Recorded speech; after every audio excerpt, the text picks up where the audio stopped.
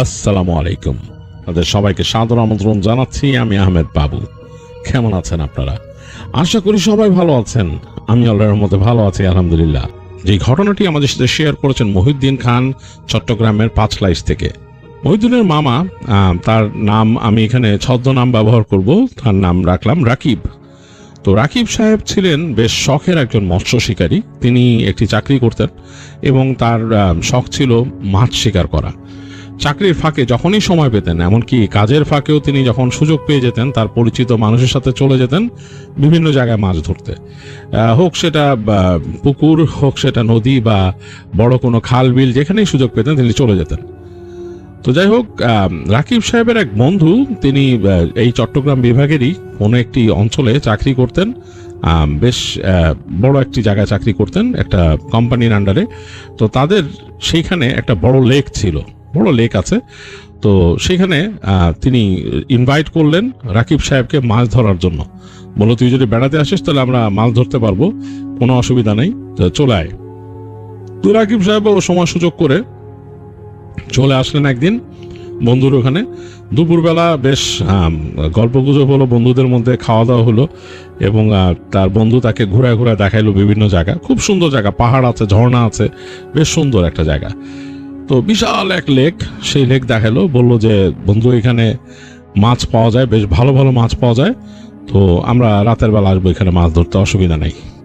তো রাকিব সাহেবের বন্ধু রাকিব সাহেবকে রাতে মাছ ধরতে আসার কথা বলার কারণ হচ্ছে তিনি জানেন তার বন্ধু রাতে মাছ ধরতে ভালোবাসেন। আর সাধারণত তিনি ওই যে দিনের বেলা চাকরি করেন, রাতের বেলায় তিনি যান অন্যান্য বন্ধু যারা মাছ ধরে, মৎস্য শিকারী, তাদের সাথে বসেন, মাছ ধরেন। তো এই বন্ধুও অনেক সময় যখন একই জায়গায় ছিলেন তখন রাকিব সাহেবের সাথে যেতেন মাছ ধরতে, বসতেন, গল্প করতেন, বেশ ভালো আড্ডাবাজি হতো। তো তার কাছে ওই পুরনো ওই স্মৃতিটা খুব মানে অসাধারণ। তো তিনি মনে করছেন যে ভালোই লাগবে, খুবই ভালো লাগবে যদি একসাথে আড্ডা দিই সন্ধ্যার পরে। আর এখানে তো তার যেহেতু অফিস, তার মোটামুটি ভালোই একটা হোল্ড আছে আর কি। তো তিনি রাকিব সাহেবকে বললেন যে আমরা যাব সন্ধ্যার পর। তো এসে তারা তাদের বাসায় আসলেন। বাসায় এসে বিকালে নাস্তা টাস্তা করে সন্ধ্যা হয়ে গেল, নামাজ কালাম পড়লেন মাগরিবের পরে, এবং তারপর মাছ ধরার সরঞ্জাম যা যা আছে তিনি তার অ্যাসিস্ট্যান্টকে বলছিলেন সব রেডি করতে। তো তার অ্যাসিস্ট্যান্ট সব রেডি করে দিল। তো তিনি বললেন যে, অ্যাসিস্ট্যান্ট বললো যে, স্যার আমি যাবো নাকি? বলে, না, তোমার যাওয়া লাগবে না, আমি আর আমার ফ্রেন্ড যাব। তো দুজনে মিলে রওনা দিলেন। তো হেঁটে হেঁটে যাচ্ছেন এবং এই যে রাস্তা, লেকের কাছে যাওয়ার রাস্তাটা কিন্তু বেশ অন্যরকম। মানে একেবারে নেমে যেতে হয় পাহাড় দিয়ে, আস্তে আস্তে বেয়ে বেয়ে নামতে হয়, আবার সোজা হেঁটে যেতে হয়। এবং সেই জায়গাটা একেবারে, যেখানে পাহাড় থেকে নেমে যে হেঁটে যাচ্ছে জায়গাটা সমান, কিন্তু দুই পাশে এরকম গাছগাছালি, আবার সমান একটা ল্যান্ডের মতো, মানে একেবারে অন্যরকম প্রাকৃতিক পরিবেশ। তো রাতের বেলা তারা যখন হাঁটতেছে, একদম পোকামাকড় ডাকতেছে, মানুষজন নাই, ঝিঝি পোকা ডাকতেছে, আর চাঁদ উঠছে, চাঁদের আলো হালকাভাবে আছে ওই জায়গায়। তো হেঁটে হেঁটে যাচ্ছেন সামনে। তো রাকিব সাহেব বলতেছেন যে, তোমাদের এখান তো বেশ অ্যাডভেঞ্চারাস জায়গা মাছ ধরতে, বন্ধু। বলে, কেন? যে মানে বেশ ভিতরে যেতে হচ্ছে, লেকের কাছে যেতে গেলে বেশ ভিতরে যেতে। বলে, হ্যাঁ আসলেই, মানে আমি যখন দেখছি আমার শুধু তোমাকেই মনে পড়ছে যে দুইজনে মিলে বসলে জোশ লাগবে মাছ ধরতে। যাই হোক, হেঁটে হেঁটে আসছে, ওখানে এসে দেখলো যে একটা ছোট কটেজ আছে, ওখানে একটা অফিসের মতো, কিন্তু বেশ পুরনো। ওখানে মানুষজন এখন নাই, মানে কেউ মানে রাতের বেলা কেউ থাকে না, দিনের বেলা হয়তো ওখানে কোনো একটা অফিস চলে, কিন্তু রাতের বেলা কেউ নাই, এবং বেশ পুরনো বিল্ডিং। ওইটার মধ্যে একটা গাছ আছে, বড় গাছ আছে। তো ওই কম্পাউন্ডটিকে যখন যাচ্ছে তখন রাকিব সাহেবের কাছে কেমন জানি একটু গা ছমছম করছে, মনে হচ্ছে জায়গাটা কেমন জানি। তো তিনি তো অনেক জায়গায় গেছেন এবং তিনি কিন্তু এইসব জিনিসে, মানে অতিপ্রাকৃত জিনিসে মোটামুটি তার একটা বিশ্বাস আছে এবং আইডিয়াস আছে, যেহেতু মাছ ধরেন, অনেক রকম নাকি অভিজ্ঞতা তার এরকম আছে। তো যাই হোক, রাকিব সাহেবের ওখান থেকে যাওয়ার সময় নাকি কেমন জানি লাগছে। তো তিনি তখন জিজ্ঞেস করছেন তার বন্ধুরে যে, দোস্ত, তোমাদের এখানে কি মানে আছে নাকি, মানে উল্টাপাল্টা জিনিসপত্র আছে নাকি? তো তখন নাকি হাসতেছে তার বন্ধু, বলে যে, বন্ধু, এত বড় একটা লেক, এখানে মানে অনেক কিছু মানুষ জানে শুনে এরকম, আর জানো তো বিশাল ঝর্ণা আছে, এই সেই, তো মানুষ অনেক কিছুই শুনে। তো হইতে পারে মাছ ধরতে গেলে তো কতজনই কত কিছু দেখে, তো তুমি কি ভয় পাইতেছো? তখন রাকিব সাহেব বলে, আরে না, কিসের ভয়, চলো। যাই হোক, দুজনে মিলে যায়, গিয়ে সেখানে বসে তাদের বড়শি ফেলে নিজেদের মতো গল্প গুজব করতেছে, এবং সাথে করে যে চায়ের ফ্লাস্কও নিয়ে আসছে, যেন চা খাচ্ছে। তো বেশ ভালোই সময় কাটতেছে। তো অনেকক্ষণ পরে তাদের বড়শিতে টান পড়লো এবং বুঝলো যে মাছ আটকাইছে। তো রাকিব সাহেবের বন্ধু তার সাথে যে হ্যারিকেন ছিল সেটাকে উঁচা করে ধরলো, হ্যারিকেন বাড়ায় দিয়ে, আর রাকিব সাহেব খেলানো শুরু করলো। তো অনেক কষ্ট করতেছেন, একদম কাছে আছেন, সে বন্ধুরে শুধু বলতেছেন যে বন্ধু তুমি সামনে আসো, সামনে এসে ধরো, আলোটা একটু সামনে ফেলো।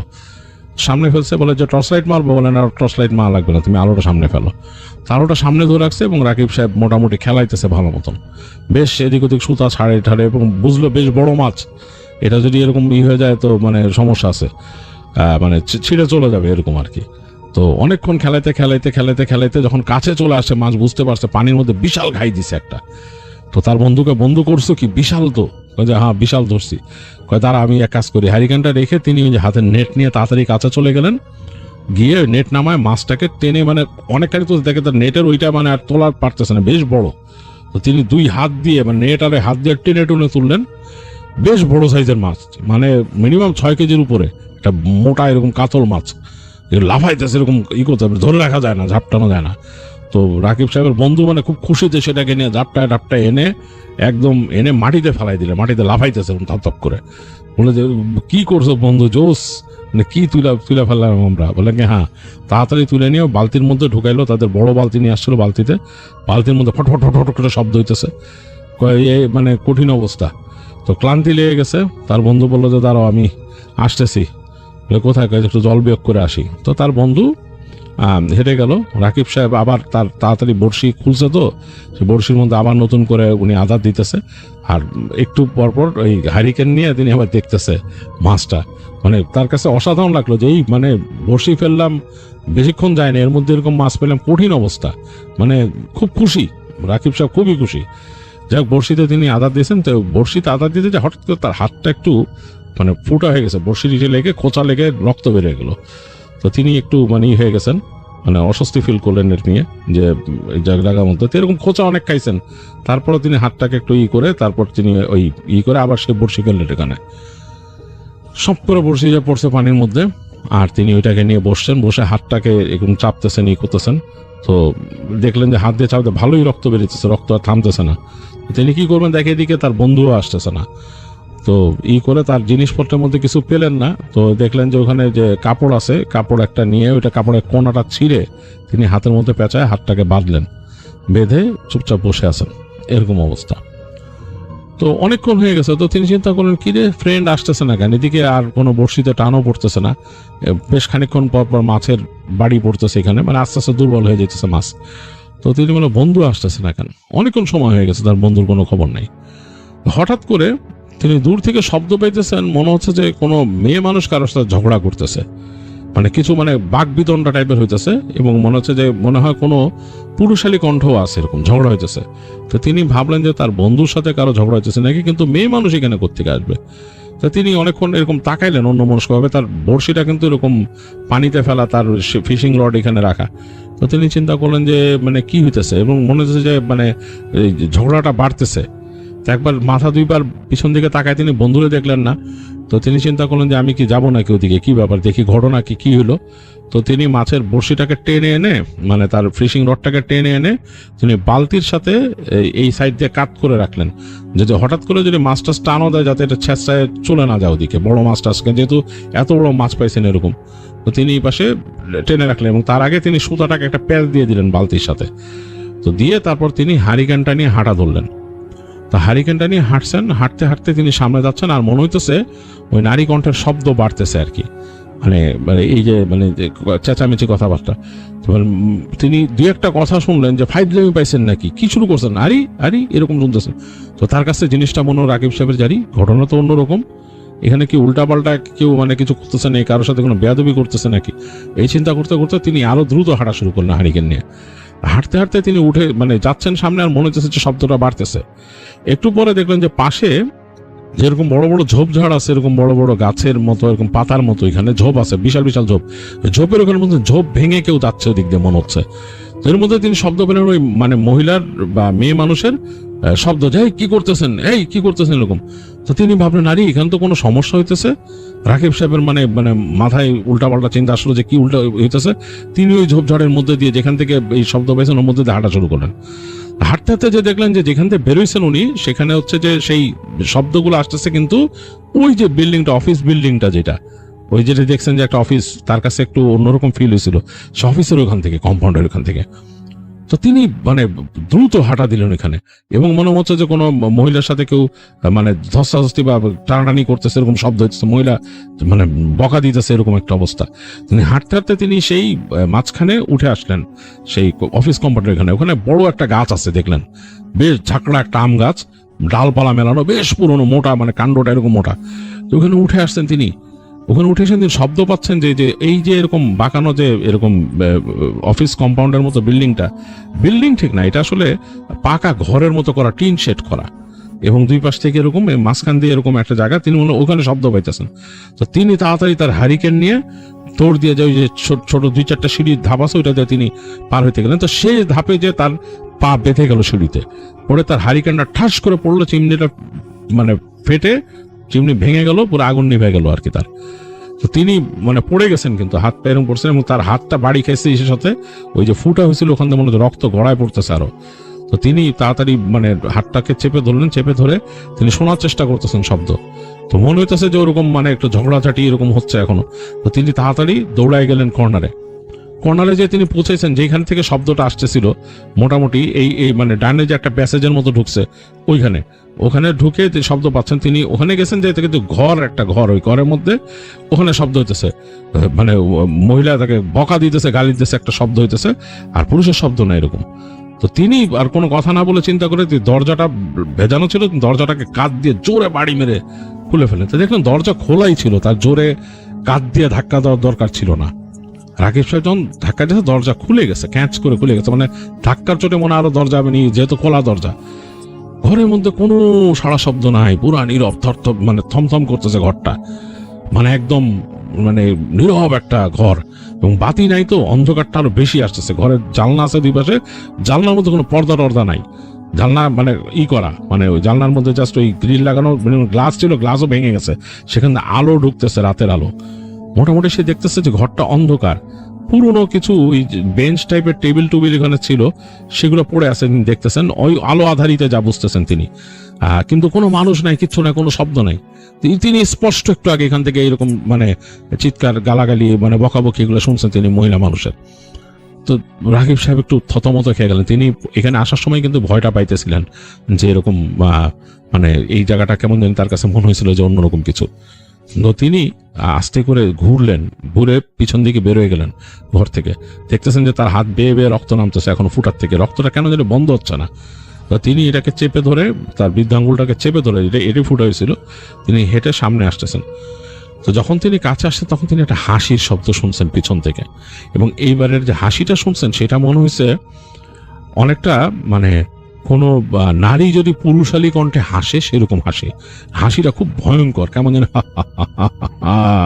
এই টাইপের একটা হাসি, মানে ব্যঙ্গাত্মক কেমন জানি হাসিটা, মানে এটা স্বাভাবিক কোনো হাসি না, এবং তার কাছে মনে হয়েছে এটা কোনো অশরীরী কোনো কিছুর হাসি। তিনি মানে তাড়াতাড়ি হেঁটে, ওই হাসির শুনে তিনি আর পিছন দিকে তাকান নাই, তার কাছে ভয় লাগছে। তিনি হেঁটে সামনে চলে আসছেন, এসে দেখতেছেন যে তিনি যেখানে পড়ে গেছিলেন, তার হারিকেনটা ভেঙে পড়ছে, ওইটার কাছে কেউ একজন উবু হয়ে আছে, একটা মানুষের মতো প্রতীক, কিন্তু মানুষ মনে হচ্ছে না। মানে মানুষ হলে তো মানুষের কাপড় চোপড় মানে পলা থাকবে এরকম, সেরকম না, কেমন জানি শরীরটা পিচ্ছিল কালচে একটা শরীর, মনে হচ্ছে নিচু হয়ে তার যেখানে রক্তগুলো পড়ছিল সেই জায়গায় ওই মাটির মধ্যে কিছু একটা করতেছে মুখটা দিয়ে এরকম। তো তিনি যখন ওখানে এসে দাঁড়াইছেন, তাকায় দেখলেন যে তার দিকে মনে হলো, মাথা তুলে তাকাইলো, অন্ধকার একটা মুখ ও বয়ব, মানে সেটার কোনো চোখ মুখ কিছু বুঝতেছেন, অন্ধকার, শুধু এরকম একটা অবয়ব মনে, কিন্তু তার দিকে তাকাইছে, তিনি বুঝতে পারছেন রাকিব সাহেব।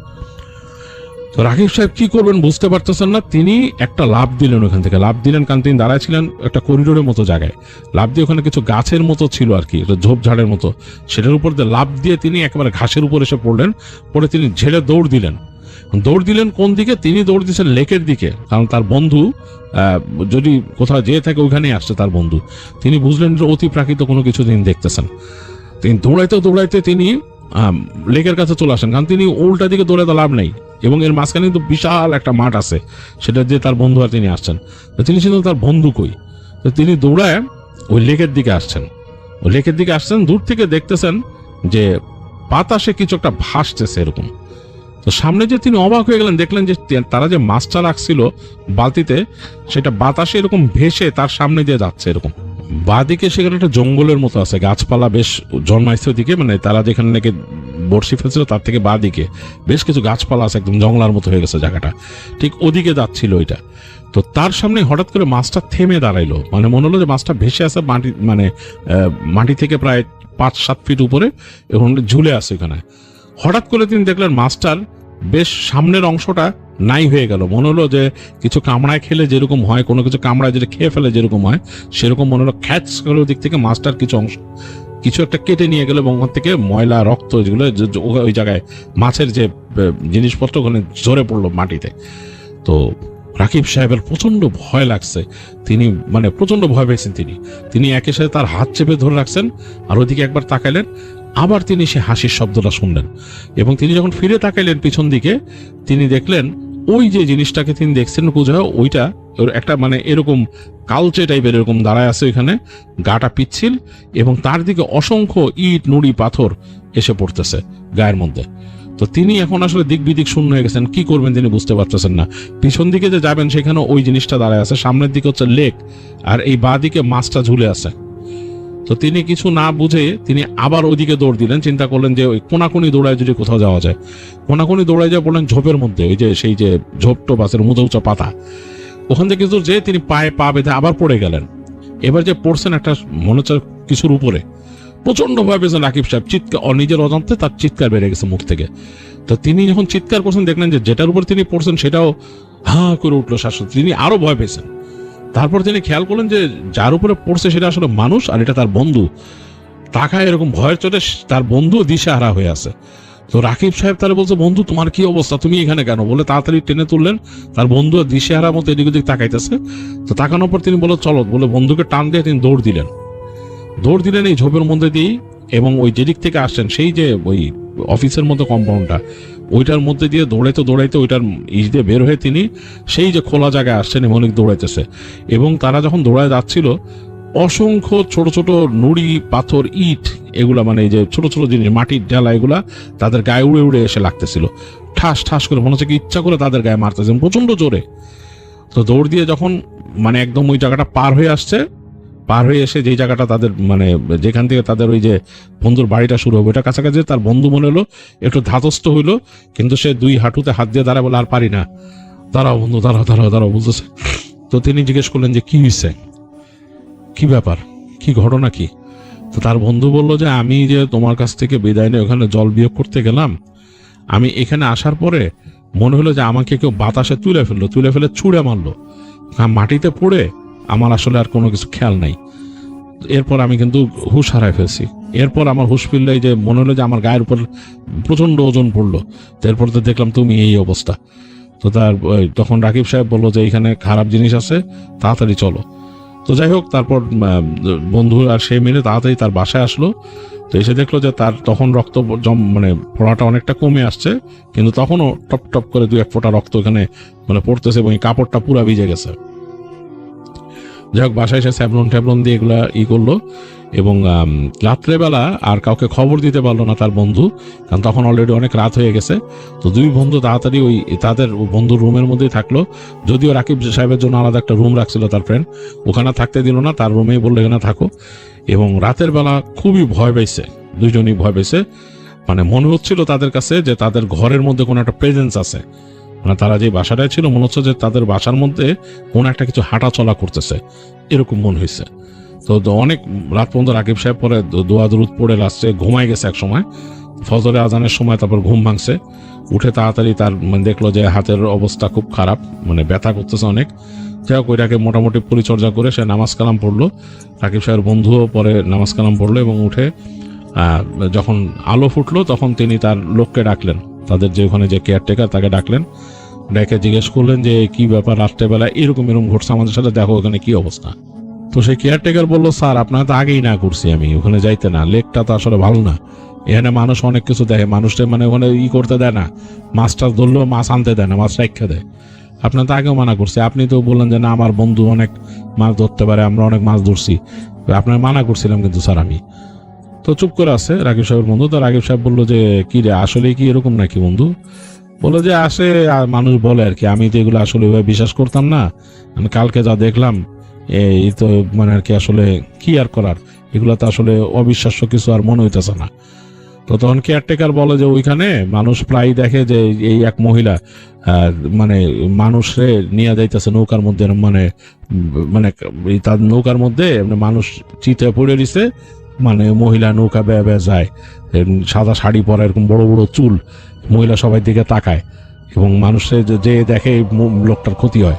তো এটা মানুষ কইছে ওইখানে। তো তখন রাকিব সাহেবের বন্ধু, এখন কেয়ারটেকাররা কি বলবে, তাও বললো যে আমরা অনেক দেখছি সেই। তো ওই মহিলার কি কাহিনী কি, বলে আছে কত রকমের ঘটনা ঘটে না একটা জায়গায়, বুঝেন না স্যার। তো এখানেও কিছু ঘটছিল, ওই যে ভালো নয় অফিস বিল্ডিং, ওইটাও ভালো না, ওইটার মধ্যে ভূত আছে, খারাপ অবস্থা। তো যাই হোক, রাকিব সাহেবের ওইটা মানে মাছ ধরার ওই পার্ট ওইবার চুকে যায়, তিনি আর যান নাই ওইখানে মাছ ধরতে, যদিও তার মানে ইচ্ছা ছিল যে আরো একবার ট্রাই দেওয়ার, বাট তার বন্ধু সাহস করতে পারেনি, বলছে না বন্ধু, আর যে এক্সপিরিয়েন্স হচ্ছে এটাতে আর যাওয়া যাবে না। তো এইভাবেই রাকিব সাহেবের ওইবার মাছ ধরার প্রজেক্ট ওইবার নষ্ট হয়ে যায়, তিনি আর মাছ ধরতে পারেন না। তবে তার নাকি পরবর্তীতে ওইখানে না, মানে ওই লেকেই মাছ ধরার অভিজ্ঞতা আছে, এবং ওইবার তিনি সুষ্ঠুভাবেই কিছু মাছ ধরছিলেন, তিনি তার আরেকজন বন্ধু নিয়ে যে। তো সেখানে আবার তারা কিন্তু তখন দিনের বেলা মাছ ধরছিলেন, রাতে না, দিনে মাছ ধরছিলেন, নৌকা নিয়ে গেছিলেন, মাছ ধরে চলে আসছিলেন সন্ধ্যা হওয়ার আগেই। তো এই ছিল মহিউদ্দিন খানের তার মামার ঘটনা, যেটা আপনাদের কাছে শেয়ার করলাম। আশা করি আপনাদের ভালো লেগেছে।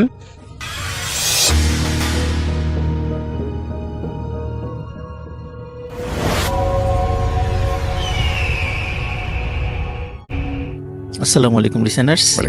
এখন যে ঘটনাটা আমি শেয়ার করবো, এটা আমাদের রাজবাড়ির ভৌত স্ট্রিমের সদস্য সজীব এটা কালেক্ট করে দিয়েছে আর কি, তো ধন্যবাদ সজীবকে। এখন যে ঘটনাটির সময়টা 2003 সাল। আর এই 3 সালে যিনি, মানে তার নামটা হলো শরীফুল। তো উনি মানে যখন লেখাপড়া শেষ করেন, প্রায় টানা 3 বছর ওনার কোনো চাকরি হচ্ছিল না। তো 3 বছর পরে একটা মাইক্রো ক্রেডিট কোম্পানিতে ওনার চাকরি হন, এবং ওনার চাকরিটা হলো আপনার পাবনা জেলার ঈশ্বরদী থানাতে ওনার চাকরি হন। বাট ওনার যেই জায়গাটাতে ছিল সেটা হার্ডিঞ্জ ব্রিজ থেকে প্রায় 7 কিলোমিটার উত্তরে একটা জায়গাতে উনি থাকতেন আর কি, ওখানে একটা মেসে থাকতেন আর কি উনি। তো মেস কেন্দ্রিক রাসেল ভাই আসলে প্রথম ঘটনাটা শুরুর মানে সূত্রপাত। তো উনি যখন যে মেসটাতে থাকতেন, সেই মেসটা ছিল দোতলা বিশিষ্ট মেস। তো উনি দেখতেন যে দোতলাতে কোনো রুমগুলো ভাড়া দেওয়া হয় না, সব ভাড়া হচ্ছে নিচতলাতে। তো নিচতলাতে রুমগুলো খুব বেশি মানে একটু ঘিঞ্জি, একটু স্যাঁতস্যাঁতে, কিন্তু দোতলার রুমগুলো ভালো, কিন্তু কেন জানি দোতলার রুম কখনোই ভাড়া দেয় না, মানে একটা অদ্ভুত ব্যাপার। তো এইটা নিয়ে ওনার একটা কৌতূহল ছিল, কিন্তু ওইভাবে কখনো মানে প্রশ্ন করলেও কেয়ারটেকার কখনো ওনাকে ওইভাবে উত্তর দেয় নাই। আচ্ছা। তো উনি যে কাজটা করতেন, নর্মালি সকালবেলা অফিসে চলে যেতেন, আবার সন্ধ্যার দিকে ফিরে আসতেন। সন্ধ্যার দিকে ফিরে এসে অফিসের কিছু কাজ আবার ঘরে বসে উনি করতেন আলোতে। তো এখন উনি একদিন সন্ধ্যার পর বাসায় এসে যখনই দরজাটা খুলেছেন, ও রাসেল ভাই মাঝখানে আমি একটু হয়ে গেছে, সেটা হলো ওই রুমটা ঘিঞ্জি হওয়ার কারণে উনি ওই মানে কেয়ারটেকারকে বলে অনেক রিকোয়েস্ট করে দোতলার একটা বন্ধ রুম, মানে দোতলার রুমগুলো সবই প্রায় খোলা থাকতো, কিন্তু একটা রুম সবসময় বন্ধ থাকতো। উনি বন্ধ রুমটা অনেক রিকোয়েস্ট করে মানে দারোয়ান মানে কেয়ারটেকারের কাছ থেকে রিকোয়েস্ট করে রুমটা নেন আর কি। তো ওখানে 1-2 দিন একটু ভালো ছিলেন আর কি। 3 দিনের মাথায় উনি যখন ওই সন্ধ্যার পরে আসেন, তা আসার পরে দরজা যখনই খুলেছেন, হঠাৎ করে একটা প্রচন্ড গরম বাতাস মনে হলো জানালা দিয়ে ধপ করে ঢুকে ওনার শরীরে লেগে আবার দরজা দিয়ে বেরোয় চলে গেল। না বাতাস এমনি আসলে আমরা টের পাই, কিন্তু মনে হলো বাতাসটা ঢুকে মানে সোজা গায়ে লেগে আবার বের হয়ে চলে গেল, ওনার কাছে এমন মনে হলো। তো উনি মনে করলেন হয়তো বা গরমকাল, এরকমটা হতেই পারে। উনি এইভাবে এইটাই চিন্তা করেছেন আর কি। তো উনি যখন মানে ওয়াশরুম থেকে মানে ফ্রেশ হয়ে এসে যখন আয়নার সামনে দাঁড়িয়ে চুল আঁচড়াতে যাবেন, হঠাৎ রাসেল ভাই উনি দেখেন যে আসলে ওনার মাথার বেশ কয়েকটা চুল পুড়ে গেছে। শুধু চুল না, ওনার ভ্রু এখানেও বেশ কিছু পুড়ে গেছে। ওনার একটু দাড়ি ছিল, সেই দাড়িরও একটা অংশ পুড়ে গেছে। এবং ওনার মুখে, উনি তো সাধারণভাবে মুখ ধুয়ে চলে আসছিলেন বাইরে, জি। দেখে ওনার মুখে কালি লেগে আছে। তার মানে অনেক সময় দেখি না রাসেল ভাই, ওই যে ধোয়া অনেক সময় মুখে লাগলে কালো হয়ে যায় কিছু কিছু জায়গা। জি। তো মনে হলো যে ওই যে গরম বাতাসটা এসেছে, এই বাতাসের কারণে ওনার এরকমটা হয়েছে। উনি খুবই অবাক। আর একটা অবাক হলো যে উনি যখনই রুমে ঢুকেছেন অতটা মানে বিছানার দিকে তাকানোর সময় পান নাই। উনি বিছানার দিকে তাকিয়ে ওনার বিছানা একদম তছনছ করা, মানে আচ্ছা। একদম এলোমেলো করা। উনি চিন্তা করেছেন হয়তোবা উনি যখন বের হয়ে যাবেন তাড়াহুড়া এরকমটা করেছেন কিনা, উনি এরকমটা চিন্তা করেছেন। কিন্তু ওনার মনে পড়ছে না যে এরকমটা করতে পারে। তারপর উনি মনে মনে চিন্তা করেছেন এটা একটা কাকতালীয় ব্যাপার, এটা মনে করেই উনি মানে তখন চিন্তা করেছেন। কিন্তু রাসেল ভাই রাত যখন গভীর হয়েছে, অনেক রাত, তখন হঠাৎ, কারণ ওনার রুমটা ওই দক্ষিণ দিকে জানালা ছিল, একটু বাতাস আসতো, তো দক্ষিণ দিকে জানালার দিক দিয়ে হঠাৎ করে মানে খুবই একটা মানে ছোট বাচ্চা, 7-8 বছর বয়সে একটা বাচ্চা মেয়ের একটা কান্নার আওয়াজ ওনার কানে আসছিল। তো মানে হু হু করে কাঁদছিল। তো উনি প্রথম দিকে উঠেছেন, তখন ঘুম চলে আসছিল, ঘুম মানে জড়িত মানে চোখেই উনি উঠে দেখেন যে ওনার বাসার নিচে একটি ফ্রক পরা ছোট্ট একটা মেয়ে, সে বসে বসে কাঁদছে। উনি চিন্তা করেছেন হয়তোবা মানে ঘুম থেকে উঠেছি, আমার মানে চোখে আমি এখনো স্বপ্নের মধ্যেই আছি, এটা চিন্তা করে উনি আবার শুয়ে পড়েছেন। তারপরে উনি ঘুমিয়ে গেছেন, ওনার আর তখন আর কিছু মনে নাই। আর এই ঘটনাটা উনি প্রথম দিন কাউকে শেয়ারও করেন নাই। জি।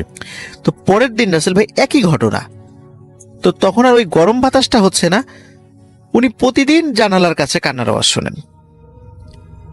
এখন উনি চিন্তা করছেন যে এটা কি আমার মনের ভুল নাকি এটা সত্যি সত্যি। তখন উনি এই কেয়ারটেকারকে জিজ্ঞেস করেন।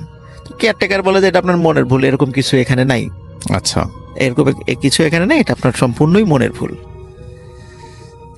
তো চতুর্থ দিন রাসেল ভাই উনি একই রকম ভাবে শুয়ে আছেন গভীর রাত্রে, হঠাৎ তখন আর নিচে কান্নার আওয়াজ না, তখন উনি দেখছেন ঘরের মধ্যে একটা মানে দরজার কিনারে কালো একটা ছায়া মূর্তি বসে আছে। মানে তখন ওইখান থেকে কান্নার আওয়াজ আসছে। তখন উনি ঘুম থেকে জেগে জিজ্ঞেস করেন কে কে, জিজ্ঞেস করেন, দেখে ছায়া মূর্তিটা আস্তে আস্তে ওনার দিকে এগিয়ে আসছে। আস্তে আস্তে বেশি কাছে যখন চলে আসে তখন উনি মানে হাতের কাছে যেই সুইচটা ছিল, মানে বেড সুইচ যেটা আমরা বলি, বেড সুইচটা যখনই জ্বালিয়েছেন তখনই দেখেন ওইটা, ওই যে নিচে যে ফ্রক পরা একটা মেয়েকে উনি দেখতেন, ওইটা সেই মেয়ে। ওটা দেখার পরে উনি সেন্সলেস হয়ে পড়ে যান। সেন্সলেস হয়ে পড়ে যাওয়ার পর উনি ওনাকে, তারপর কিছু মনে নাই, সকালবেলা যখন অফিসে সবাই যে যার মতো চলে গেছে, যেহেতু উপরতলায় উনি থাকেন, নিচতলায় অন্যরা থাকেন, চলে গেছে। তো অফিস থেকে খবর মানে যখন তাকে খুঁজতে এসেছে, কি ব্যাপার আসলো না কেন, তার মেসে এসেছে। মেসে আসার পরে ওই বিকালের দিকে তার ওই দরজা ভেঙে বের করা হয়েছে তাকে সেন্সলেস অবস্থায়। তখন সবাইকে যখন ঘটনাটা মানে উনি বললেন, এখন সবাই দেখে কেউই অবাক হলো না, বরং সবাই সবার দিকে ফিসফিসানি করছে, মানে কেউ কোনো অবাক না, মানে এই ঘটনাটা মনে হয় হওয়ারই ছিল। তো উনি অবাক হলেন, অবাক হয়ে জিজ্ঞেস করেন কি ব্যাপার, আপনারা এই বিষয় নিয়ে তো কোনো কথাই বলছেন না। বলে যে এই দোতলার রুমটা অনেকদিন ধরেই বন্ধ, আপনি কেন এখানে উঠতে গেলেন, এখানে একটা সমস্যা রয়েছে। তো সমস্যাটা কি সেটা যখন উনি জানলেন, তো বিষয়টা ছিল এমন যে 2001 সালের দিকে কতিপয় দুষ্কৃতকারী 6-7 বছর বয়সী একটা ছোট্ট মেয়েকে মানে কিডন্যাপ করে নিয়ে আসে এবং তার পরিবারের কাছ থেকে মুক্তিপণ দাবি করে। কিন্তু পরিবার মুক্তিপণ দেওয়ার পরও ওরা ওই মেয়েটিকে নৃশংসভাবে হত্যা করে। যদিও পরবর্তীতে পুলিশের অভিযানে তারা সবাই ধরা পড়েছিল, কিন্তু ওই রুমে এরপর থেকে যেই থাকুক না কেন এই একই রকমের সমস্যা ফেস করে, যার কারণে ওই রুমটা স্থায়ীভাবে তালাবদ্ধ থাকে, কাউকে দেওয়া হয় না। কিন্তু উনি অনেক জোরাজুরি করেছে, যার কারণে কেয়ারটেকার তাকে দিয়েছিল আর কি, এবং উনি একটু সাহসী মানুষ ছিলেন, কেয়ারটেকার ওইভাবে চিন্তা করে তাকে দিয়েছে ওইটা। তো যার ফলে উনি এই ধরনের একটু সমস্যার ফেস করেন। কিন্তু রাসেল ভাই সমস্যা মানে এখানেই শেষ না, সমস্যা আরও রয়েছে। সেটা হচ্ছে যে পরবর্তীতে উনি ওইখান থেকে ওই চাকরিটা ছেড়ে দিয়ে উনি যশোরে চলে আসেন। যশোর একটি প্রতিষ্ঠানে, একটা স্বনামধন্য প্রতিষ্ঠানটার নাম আমি বলবো না, স্বনামধন্য একটা প্রতিষ্ঠানে, সেখানে যেহেতু ওনার মাইক্রো ক্রেডিট মানে ক্ষুদ্র ঋণদান কর্মসূচিতে অভিজ্ঞতা ছিল, ওখানে একটা এনজিওতে উনি মানে কাজ নেন। এরপর উনি যখন বিবাহ করেন, ওনার একটা সন্তানও বাঁচত না, এবং অদ্ভুত ব্যাপার, ওনার প্রত্যেকটা সন্তানেরই মানে ভূমিষ্ঠ হওয়ার পর মাথার কোনো না কোনো অংশ মানে নাই, মানে সেটা হয়তো বা মানে নষ্ট হয়ে গেছে বা খুলে পড়ে গেছে, মানে মাথার কোনো একটা অংশ নাই, এবং সবাই মৃত অবস্থায়। জন্ম নেয়। আচ্ছা, এরকম 5 থেকে 6টা বেবি ওনার এরকম হয়েছে যে মাথার কোনো একটা অংশ নাই। 7 নাম্বার বেবি যেটা, তখনও তাকে আল্ট্রাসাউন্ড করার সময় ডাক্তার বলে দেন যে এই বাচ্চার তো মাথাই নাই। এই যে অদ্ভুত ব্যাপারগুলো রাসেল ভাই ওনার সাথে ঘটতে থাকে, তখন উনি বিভিন্ন লোকের মানে পরামর্শ নেন এই সমস্যাটার কারণ সম্পর্কে। তখন তো ওনাকে যেটা বলা হয় যে উনি যখন ওই রুমটাতে ছিলেন তখন থেকেই ওনার সাথে বেশ কিছু দুষ্টু মানে জিন তার সাথে লেগে আছে, জি, এবং যার কারণে ওখানে এরপর থেকে ওনার যে বেবিগুলো হচ্ছে বা ওদের একটা প্রভাবের কারণে এটা হচ্ছে। আর আরেকটা বিষয় রাসেল ভাই, উনি জানতে পেরেছিলেন যে ওই ছোট্ট মেয়েটাকে যে নৃশংসভাবে হত্যা করা হয়েছিল, ওর মাথায় খুবই মারাত্মকভাবে জখম করে ওর মাথার একটা অংশ মানে খুব বীভৎসভাবে থেতলে দেওয়া হয়েছিল এবং পুরো চেহারাটাকে খুবই বিকৃত করে দেওয়া হয়েছিল। তো এই একটা বিষয়ের সাথে উনি একটু মেলানোর চেষ্টা করেন যে আমার যে সন্তানগুলো হচ্ছে তাদের তো মাথার এরকম একটা সমস্যা থাকে যে এক পাশটা নাই। তো এটার সাথে উনি মিলান, তো হুজুরদেরকে বলেন যে এই সমস্যা। তো অনেক তদবিরের পরে এই বিষয়টা ঠিক হয়ে গেছিল। এখন রাসেল ভাই উনি যশোরেই কর্মরত আছেন। এখন ওনার বাচ্চা কাচ্চাও আছে রাসেল ভাই। থ্যাংক ইউ রাসেল ভাই, এটা ছিল আমার ফার্স্ট স্টোরি।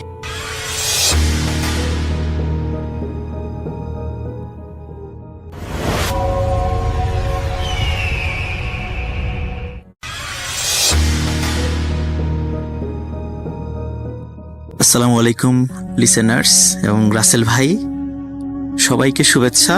সর্বপ্রথম আমাদের ঈদুল আজহার শুভেচ্ছা। সত্যি কথা বলতে রাসেল ভাই, I am honoured two present hair. আমি সত্যি খুব সম্মানিত বোধ করছি যে আজকের এই এপিসোডে আমাকে ইনভাইট করেছেন। ভাই এখন যে এই ঘটনাটি আমি শেয়ার করব সেটাও আমাদের রাজবাড়ী জেলার ঘটনা। জি, তো এটা একটা বিলের ঘটনা। জি। তো এই বিলের অবস্থানটা আমি একটু বলি। এই বিলটা রাজবাড়ী জেলার সুলতানপুর ইউনিয়নের মধ্যে পড়ে গিয়েছে আর কি। তো সুলতানপুর ইউনিয়নের মানে ধর্মসী গ্রাম থেকে এটা আসলে শুরু। তো এটাকে মাসাইলের বিল বলে। জি, এটা অনেক বড় বিল, কিন্তু মানে এমনি শুষ্ক মৌসুমে এটা অতটা বোঝা যায় না, কারণ সেখানে চাষাবাদ হয়। কিন্তু বর্ষাকালে, এই যে কিছুদিন পর থেকেই যেটা শুরু হবে বর্ষাকাল, তখন অনেক মানে এত সুন্দর পরিবেশ, এবং ওখানে যেই বাড়িঘরগুলো আছে মানে দ্বীপের মতো দেখা যায়, মনে হয় যে একটা সমুদ্রে অনেকগুলো দ্বীপ এরকম মনে হয়। খুবই সুন্দর একটা পরিবেশ আর কি ওখানে। তো আমি নিজেও ওই বর্ষাকালে আমি সেখানে গিয়েছিলাম, খুব ভালো লেগেছিল। এখন আমি ওই বিল রিলেটেড একটা ঘটনা আমি আপনাদেরকে শেয়ার করব। তো ওখানে এই ঘটনাটি রাসেল ভাই ফার্স্ট যে ঘটনাটি বলেছিলাম ওই যে 86 বা 87 সালের দিকে, এই ঘটনাটি ঠিক একই সময়ের দিকের ঘটনা। তো ওখানে নাসির নামে একটা ছেলে ছিল। তো ওদের বাসা ওখান থেকে আরেকটু এগিয়ে গিয়ে একটা গ্রাম আছে, এটাকে আমার এই মুহূর্তে নাম মনে করতে পারছি না আর কি। জি, তো যাই হোক, তো মনে পড়েছে, বেলেশ্বর নামে একটা গ্রাম আছে ওখানে। তো ওই বেলেশ্বর গ্রামের নাসির নামে একটা ছেলে ছিল। জি। তো ওদের বাড়িতে কিছু আত্মীয় স্বজন এসেছিল রমজান মাসে। এটা ওই সময়টাও ছিল রাসেল ভাই রমজান মাস, বর্ষাকাল। তো রমজান মাসে যখন এসেছিল, তখন রমজান মাসে আসার পরে তো ওদের একটা প্ল্যান ছিল যে যেহেতু আমরা এক সময় একটা আসলাম, তাহলে একটা কাজ করি, আমরা সারাটা দিন যদি একটু বিলে নৌকা নিয়ে একটু ঘোরাঘুরি করি, ইফতারের আগে বাসায় চলে আসবো। জি, তো এরকম একটা পরিকল্পনা ছিল তাদের, এবং সত্যি তাই 3 জন মিলে তারা একটা নৌকা নিয়ে ওই মাসাইলের বিল দিয়ে তারা ঘোরাঘুরি করছে আর কি। তো তারা বেরিয়েছে 12টার দিকে। তারা চিন্তা করেছে আবার ঘন্টাখানিক করে আমরা ইফতারের আগেই মানে আসরের সময় আমরা ফিরে আসবো, এরকম একটা প্ল্যানিং তাদের ছিল। জি, তো ওরা যখন ওখানে ঘোরাঘুরি করছিল, তো যখন ফিরে আসবে, বাসায় ফিরে আসবে, আসরের সময় হয়ে গেছে, ফিরে আসবে, তো তখন হঠাৎ ওই যে একটা দ্বীপের মতো যেই ঘরবাড়ি আছে যেখানে একটু উঁচু করে, কারণ বর্ষাকালে ওই ঘরবাড়িগুলো তাদের তলিয়ে না যায়, এই জন্য মাটি ফেলে ওই উঁচুতে ঘরবাড়ি করা হয় ওখানে। তো ওখানে হঠাৎ করে দেখে যে 20-25 জন লোক ওদেরকে ডাকছে, জি, জোরে জোরে ডাকছে, এই বাবারা এদিকে আসো, এদিকে আসো, আমাদের একটু সমস্যা হয়েছে, এদিকে আসো। তখন ওরা চিন্তা করে যাই দেখি কি সমস্যা। তো ওনারা সেখানে যান।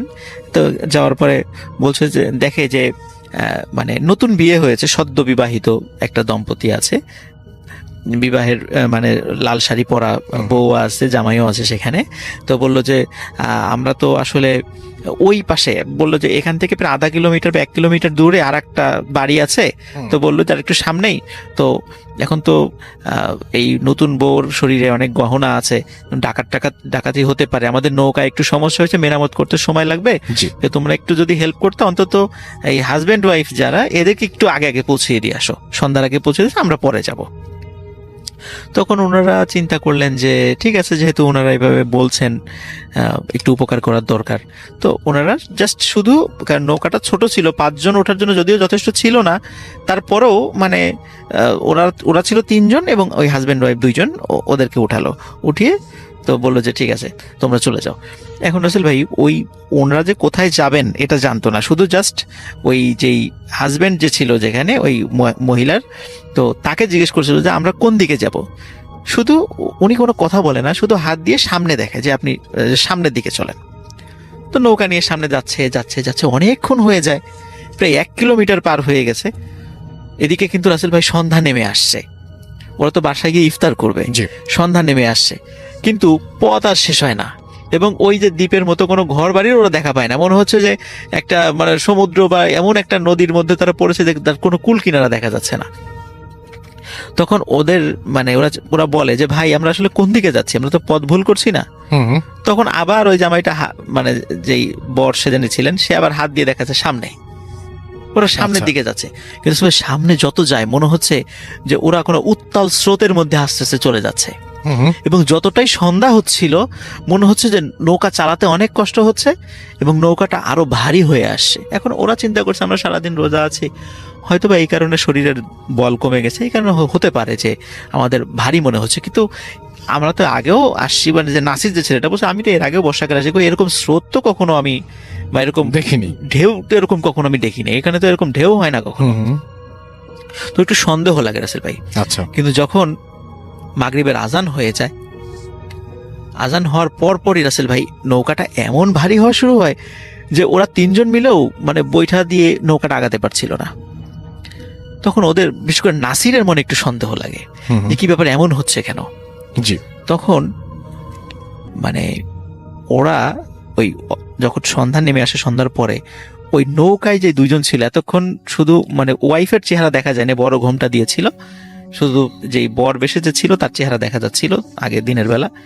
রাসেল ভাই যখন সন্ধ্যার পরে মানে অদ্ভুত রকমের 2টো চেহারা ওরা আবিষ্কার করলো ওদের নৌকায়, দেখলো নৌকার উপরেই আচ্ছা, যে মানে বধূ বেশে যে মেয়েটি ছিল তার ঘোমটা সে খুলে ফেলেছে, এবং মানে অত্যন্ত কালো এবং বিকট চেহারার একটা মহিলা সে, এবং তার মাথার পুরা মাথার 1/3 জুড়ে মোটা মানে দাগে সিঁদুর দেয়া তার মাথায়। আচ্ছা, এবং ওই যে সাথে যে বর বেশে যে লোকটা ছিল তার চেহারাও বিকট আকার ধারণ করেছে। তখন এরা 2 জন মিলে যে কাজটা করে রাসেল ভাই, ওই বর এবং বধূ বেশে যে ছিল, এরা 2 জন মিলে ওই 3 জনকে অ্যাটাক করে বসে এবং ধস্তাধস্তি হতে শুরু করে। আচ্ছা, এদিকে রাসেল ভাই যখন ওদের ফ্যামিলির লোকজন এই 3 জনকে খুঁজে না, যখন দেখে যে ইফতার সময় হয়ে গেছে ওরা আসছে না, তখন বিকাল হয়ে গেছে আসছে না, তখনই কিন্তু ওরা চিন্তা করেছে কোনো বিপদে পড়লো না তো, বেড়াতে আসছে 2টা ছেলে, ওরা তো বিপদে পড়ে নাই। ওনারাও রাসেল ভাই একটা নৌকা নিয়ে বের হয়েছিল। আচ্ছা, নৌকা নিয়ে বের হওয়ার পরে তখন ওনারা দূর থেকে, তখন 5 ব্যাটারি লাইট ছিল আর কি, টর্চ লাইট ছিল, দূর থেকে টর্চ মেরে দেখছিল কোথাও দেখা যায় কিনা, এবং আশেপাশের লোকদেরকে জিজ্ঞেস করছে এরকম টাইপের 3 জনকে নৌকা নিয়ে কোথাও দেখেছো? তখন অনেকেই বলেছে যারা ওই মাছ ধরে রাসেল ভাই সন্ধ্যার আগে ফিরে আসছিল, তখন ওনারা বলতেছিল যে হ্যাঁ 3টা ছেলেকে তো নৌকা নিয়ে যাওয়া দেখলাম। তখন রাসেল ভাই এখানে একটা বিষয়, যারা এসেছে ফিরছে তারা কিন্তু সবাই ওই নৌকায় 3 জনকে দেখেছিল, কিন্তু নৌকায় কিন্তু আসলে 3 জন ছিল না, ছিল 5 জন। কিন্তু যারা ফিরছিল ওরা কিন্তু কেউ নৌকায় 5 জনকে দেখে নাই, দেখেছে 3 জনকে। তখন ওরা যারা ওই এসেছিল তখন জানে যে অনেক সময় বর্ষাকালে এই সমস্ত জায়গায় কিছু ভয়ের ঘটনা ঘটে থাকে, তখন ওরা চিন্তা করেছিল আমাদেরকে আরো দ্রুত সামনের দিকে এগিয়ে ওদেরকে খুঁজতে হবে। তখন ভাই অনেক দূরে যখন এসেছে তখন টর্চ যখন মেরেছে তখন দূরে একটা নৌকা ওরা দেখছিল, তখন মনে হচ্ছিল যে 3 জন লোক একটা নৌকায় ধস্তাধস্তি হচ্ছে কোনো কিছুর সাথে, কিন্তু কার সাথে হচ্ছে সেটা দেখা যাচ্ছে না। তখন ওনারা দ্রুত নৌকা চালিয়ে সেখানে যান এবং 3 জনকে গিয়ে ওখানে অচেতন অবস্থায় পান। এবং আরেকটা জিনিস রাসেল ভাই, ওনারাও ওখানে গিয়ে আবিষ্কার করেন যে সত্যি সত্যি নৌকাটা এমন একটা জায়গায় যে ভয়ঙ্কর ঢেউ সেখানে ছিল, যে যে কোনো সময় ওই নৌকাটা যদি মানে উল্টিয়ে যায়, মানে ওরা তো অচেতন হয়ে গেছিল, ওরা কিন্তু আর সাঁতার কাটতে পারবে না, ওরা ওখানে মারা যাবে। তখন ওখান থেকে অচেতন অবস্থায় তাদেরকে উদ্ধার করা হয়। পরবর্তীতে তাদের যখন জ্ঞান ফেরে তখন তারা এই সকল ঘটনা খুলে বলে। এবং একজন ভালো আলেমের সাথে যখন এই বিষয়টা নিয়ে তাদেরকে একটু ঝাড়ফুঁক করার জন্য নিয়ে যাওয়া হয়, তখন তারা বলেছিল, মানে ওই আলেম বলেছিলেন যে তোমাদের ভাগ্যটা আসলে ভালো, যে রমজান মাস তো এই কারণে আসলে তোমাদের অতটা ক্ষতি করতে পারে নাই, কিন্তু যদি অন্য সময়টা হতো, এই বর্ষাকালে অন্য সময়টা হতো, এমন একটা জায়গায় তোমাদেরকে নিয়ে গেছিল, ওই জায়গাটা খুব দুষ্টু জিনপরিদের একটা আস্তানা, ওরা মাঝে মাঝে মানুষকে পথ ভুলে ওদিকে নিয়ে যায়। তো তোমরা এই সময়ের কারণে, রমজান মাসের কারণে ওরা অতটা তোমাদেরকে ক্ষতি করতে পারেনি, আল্লাহ তোমাদেরকে বাঁচিয়ে দিয়েছেন আর কি। তো এরপরে ওরা মোটামুটি এরপরে ওদের সাথে এই ধরনের ঘটনা রাসেল ভাইয়ের কখনো ঘটে নাই। এবং মাসাইলের বিলে বর্ষাকালে এরকম বেশ কিছু প্লেস আছে রাসেল ভাই, যেখানে সন্ধ্যার পরে লোকজন কেউ যায় না, ওখানে এখনো এই ধরনের কিছু সমস্যা রয়ে গেছে।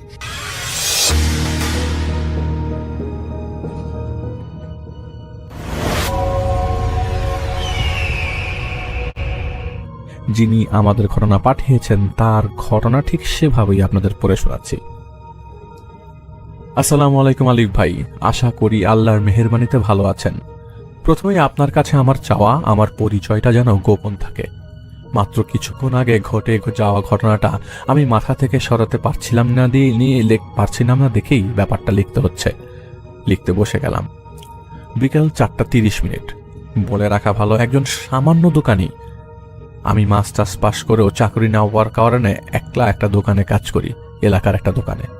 আমার বাসা আর দোকানের মাঝামাঝি অংশে একটা কবরস্থান আছে। বলতে পারেন এটা আমাদের জেলার সব থেকে বড় কবরস্থান, প্রায় লক্ষাধিক কবর এখানে। একটা বিষয় আমার অভ্যাসে পরিণত হয়েছে, তা হলো আমি প্রতিদিন 4 বার এই কবরস্থানের ভেতর দিয়ে যাওয়া আসা করি।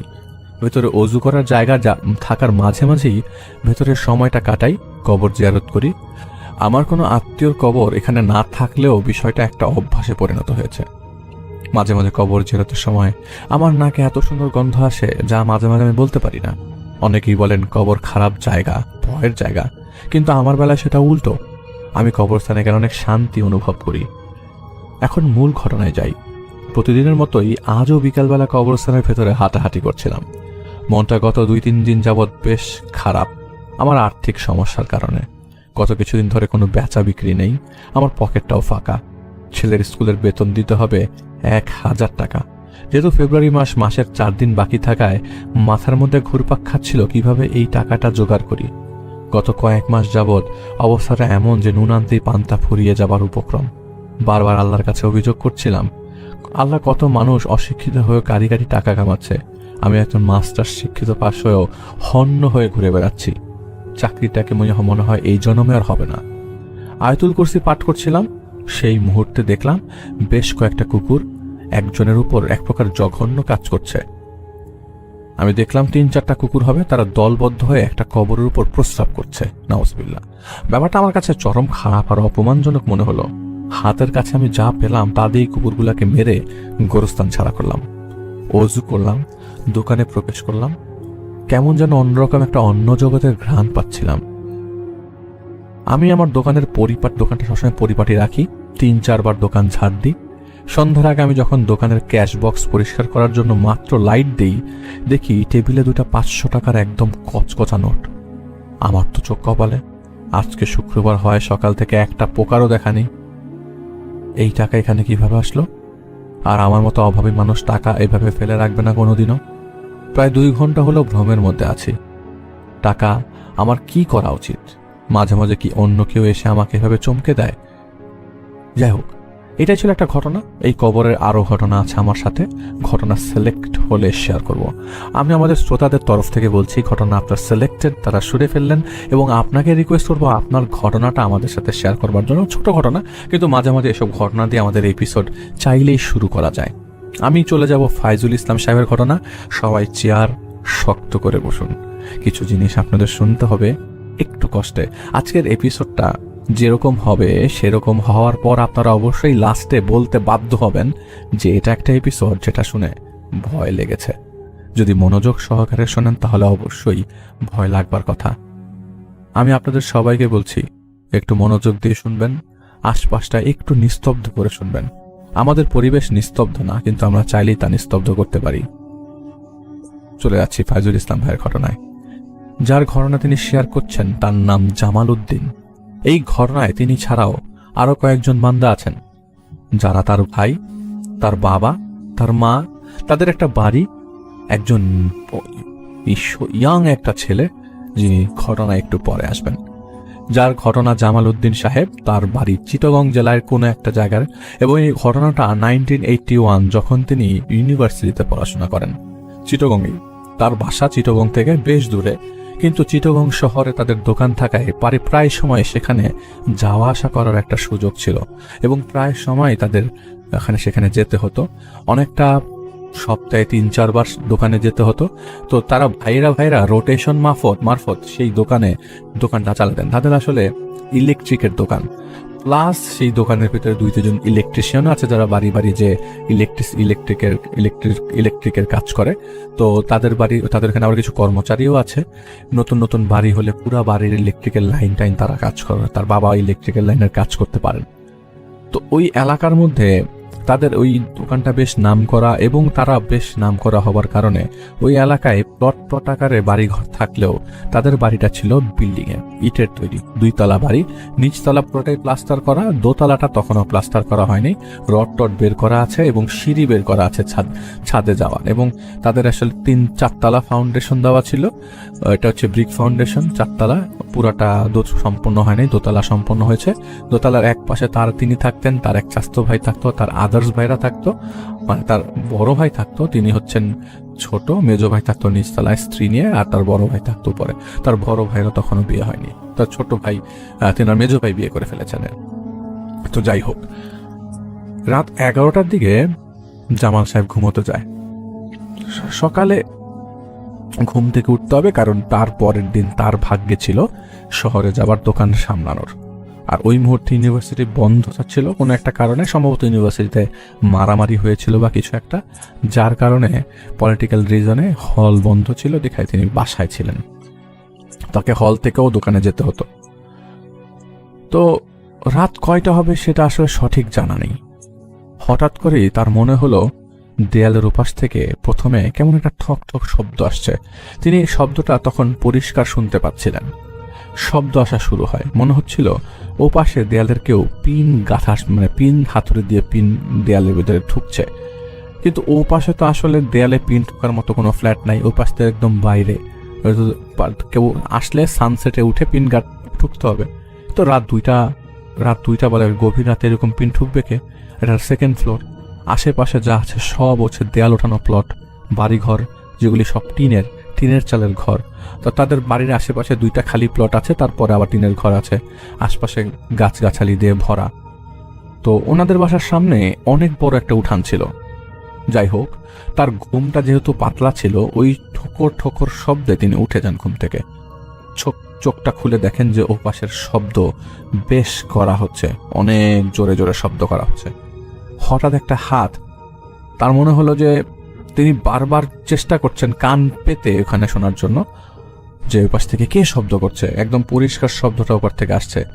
এটা পাশের বাড়ির ইট ঠোকার শব্দ, মানে দেয়ালে পিন গাঁথার শব্দ হলো বোঝা যেত, কিন্তু যেহেতু এটা দেয়ালের ওপাশ থেকে আসছে, মানে পরিষ্কার শোনা যাচ্ছে শব্দটা, তিনি না কান পেতে শুনতে গেছেন। হঠাৎ করে একটা হাত দেয়াল ক্রস করে এসে তার গলাটা চেপে ধরে। তিনি কোনো কিছু বোঝার আগেই তিনি চিৎকার দিতে যাবেন, তিনি দেখলেন গলাটা এত শক্ত করে ধরা যে তিনি জিভটা নাড়াতে পারছিলেন না, শক্ত করে ধরা। তিনি যে মুখে মুখে লা ইলাহা মনে মনে ভাববেন বা ভাবছিলেন সেটা উচ্চারণ করতে পারছিলেন না। হঠাৎই হাতটা তার ছেড়ে দেয় কেউ, ওই যে পাশ থেকে হাতটা বের করা ছিল, শুধু হাতের কবজিটাই ওই দেয়ালের পাশ থেকে বের হয়ে তাকে খাপচে ধরে, কিন্তু কেউ মানুষ কিছু দেখা যাচ্ছে না। ওইটা হাতটা তখন ছেড়ে দেয়। লা ইলাহাটা বলার চিন্তা করার সাথে সাথেই আর এক দলা রক্ত দেয়ালের উপাস থেকে কেউ থুতুর মতো করে তার মুখে ছিটে দেয়। এটা দেখে তিনি জ্ঞান হারিয়ে ফেলেন। তার বয়সও বের হচ্ছিল না। তার আর কিছু মনে নাই। ওই বেহুশ অবস্থায় তিনি দেখেন তাদের বাড়ির সামনে যে উঠান আছে সেখানে একটা জটলার মতো। জটলাটা এরকম যে 7-8 জন লোক ঘিরে আছে এই জটলাটার সাথে। তাদের বাড়ির উঠানটা বলতে তাদের বাসা থেকে উঠানে যেতে যে 3 স্টেপের সিঁড়ি আছে, সেই সিঁড়িটার থেকে 1 ফিট দূরত্বে 7-8 জন লোক ঘেরাও করা। আর ঠিক ওই জায়গাটার ঠিক বাম পাশে অথবা বাড়ির উত্তর দিকে সেই মাটির যে গর্তটা করা, সেটার মাটির উঁচু ঢিবি, মানে কেউ কবর খুঁড়েছে কোদাল দিয়ে, আর মাটিটা এক পাশে সরানো স্তূপ আকারে। সেই ঢিবির মতো মাটির জায়গাটাতে একটা লাশ রাখা। সেই লাশটা কোনো খাটিয়ার উপরে রাখা না, মাটিটার উপরে ডিরেক্ট রাখা। লাশটা কাফন পেঁচানো গায়ে, এবং লাশটা সেটার ভেতর থেকেই শব্দ করে হাসাহাসি করছিল, এমন যে কেউ তাকে খুব মজার জোক বলেছে সেটা শুনে ওই ভেতর থেকেই হাসছে। আর এমনভাবে হাসছে আর নড়ছিল, মনে হচ্ছে যে কাফনের ভেতর থেকেই তার হাসির শব্দ এলাকা জুড়ে প্রতিধ্বনিত হচ্ছে। তিনি সামনে যান, তো তারা যেই পাশটায় দাঁড়ানো ছিল তাদের হাতে বড় বড় দা ছিল। এটা তিনি পেছন থেকে বুঝতে পারছিলেন না। যত সামনে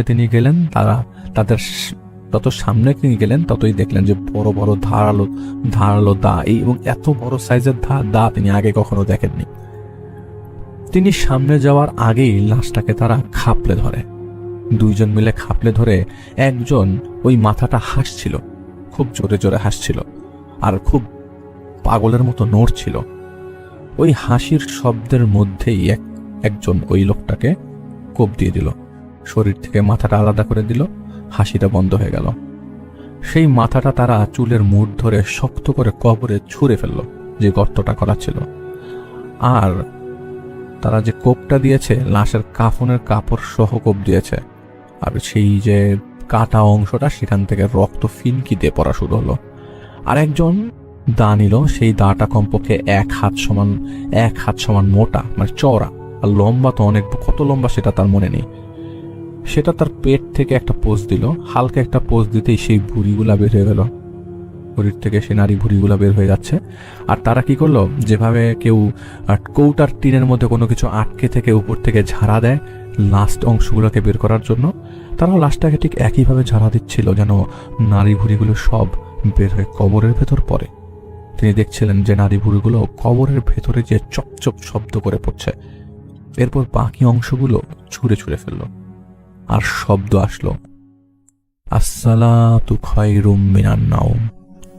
আজানের শব্দ আসছে। ওনার ঘুম ভেঙে গেল।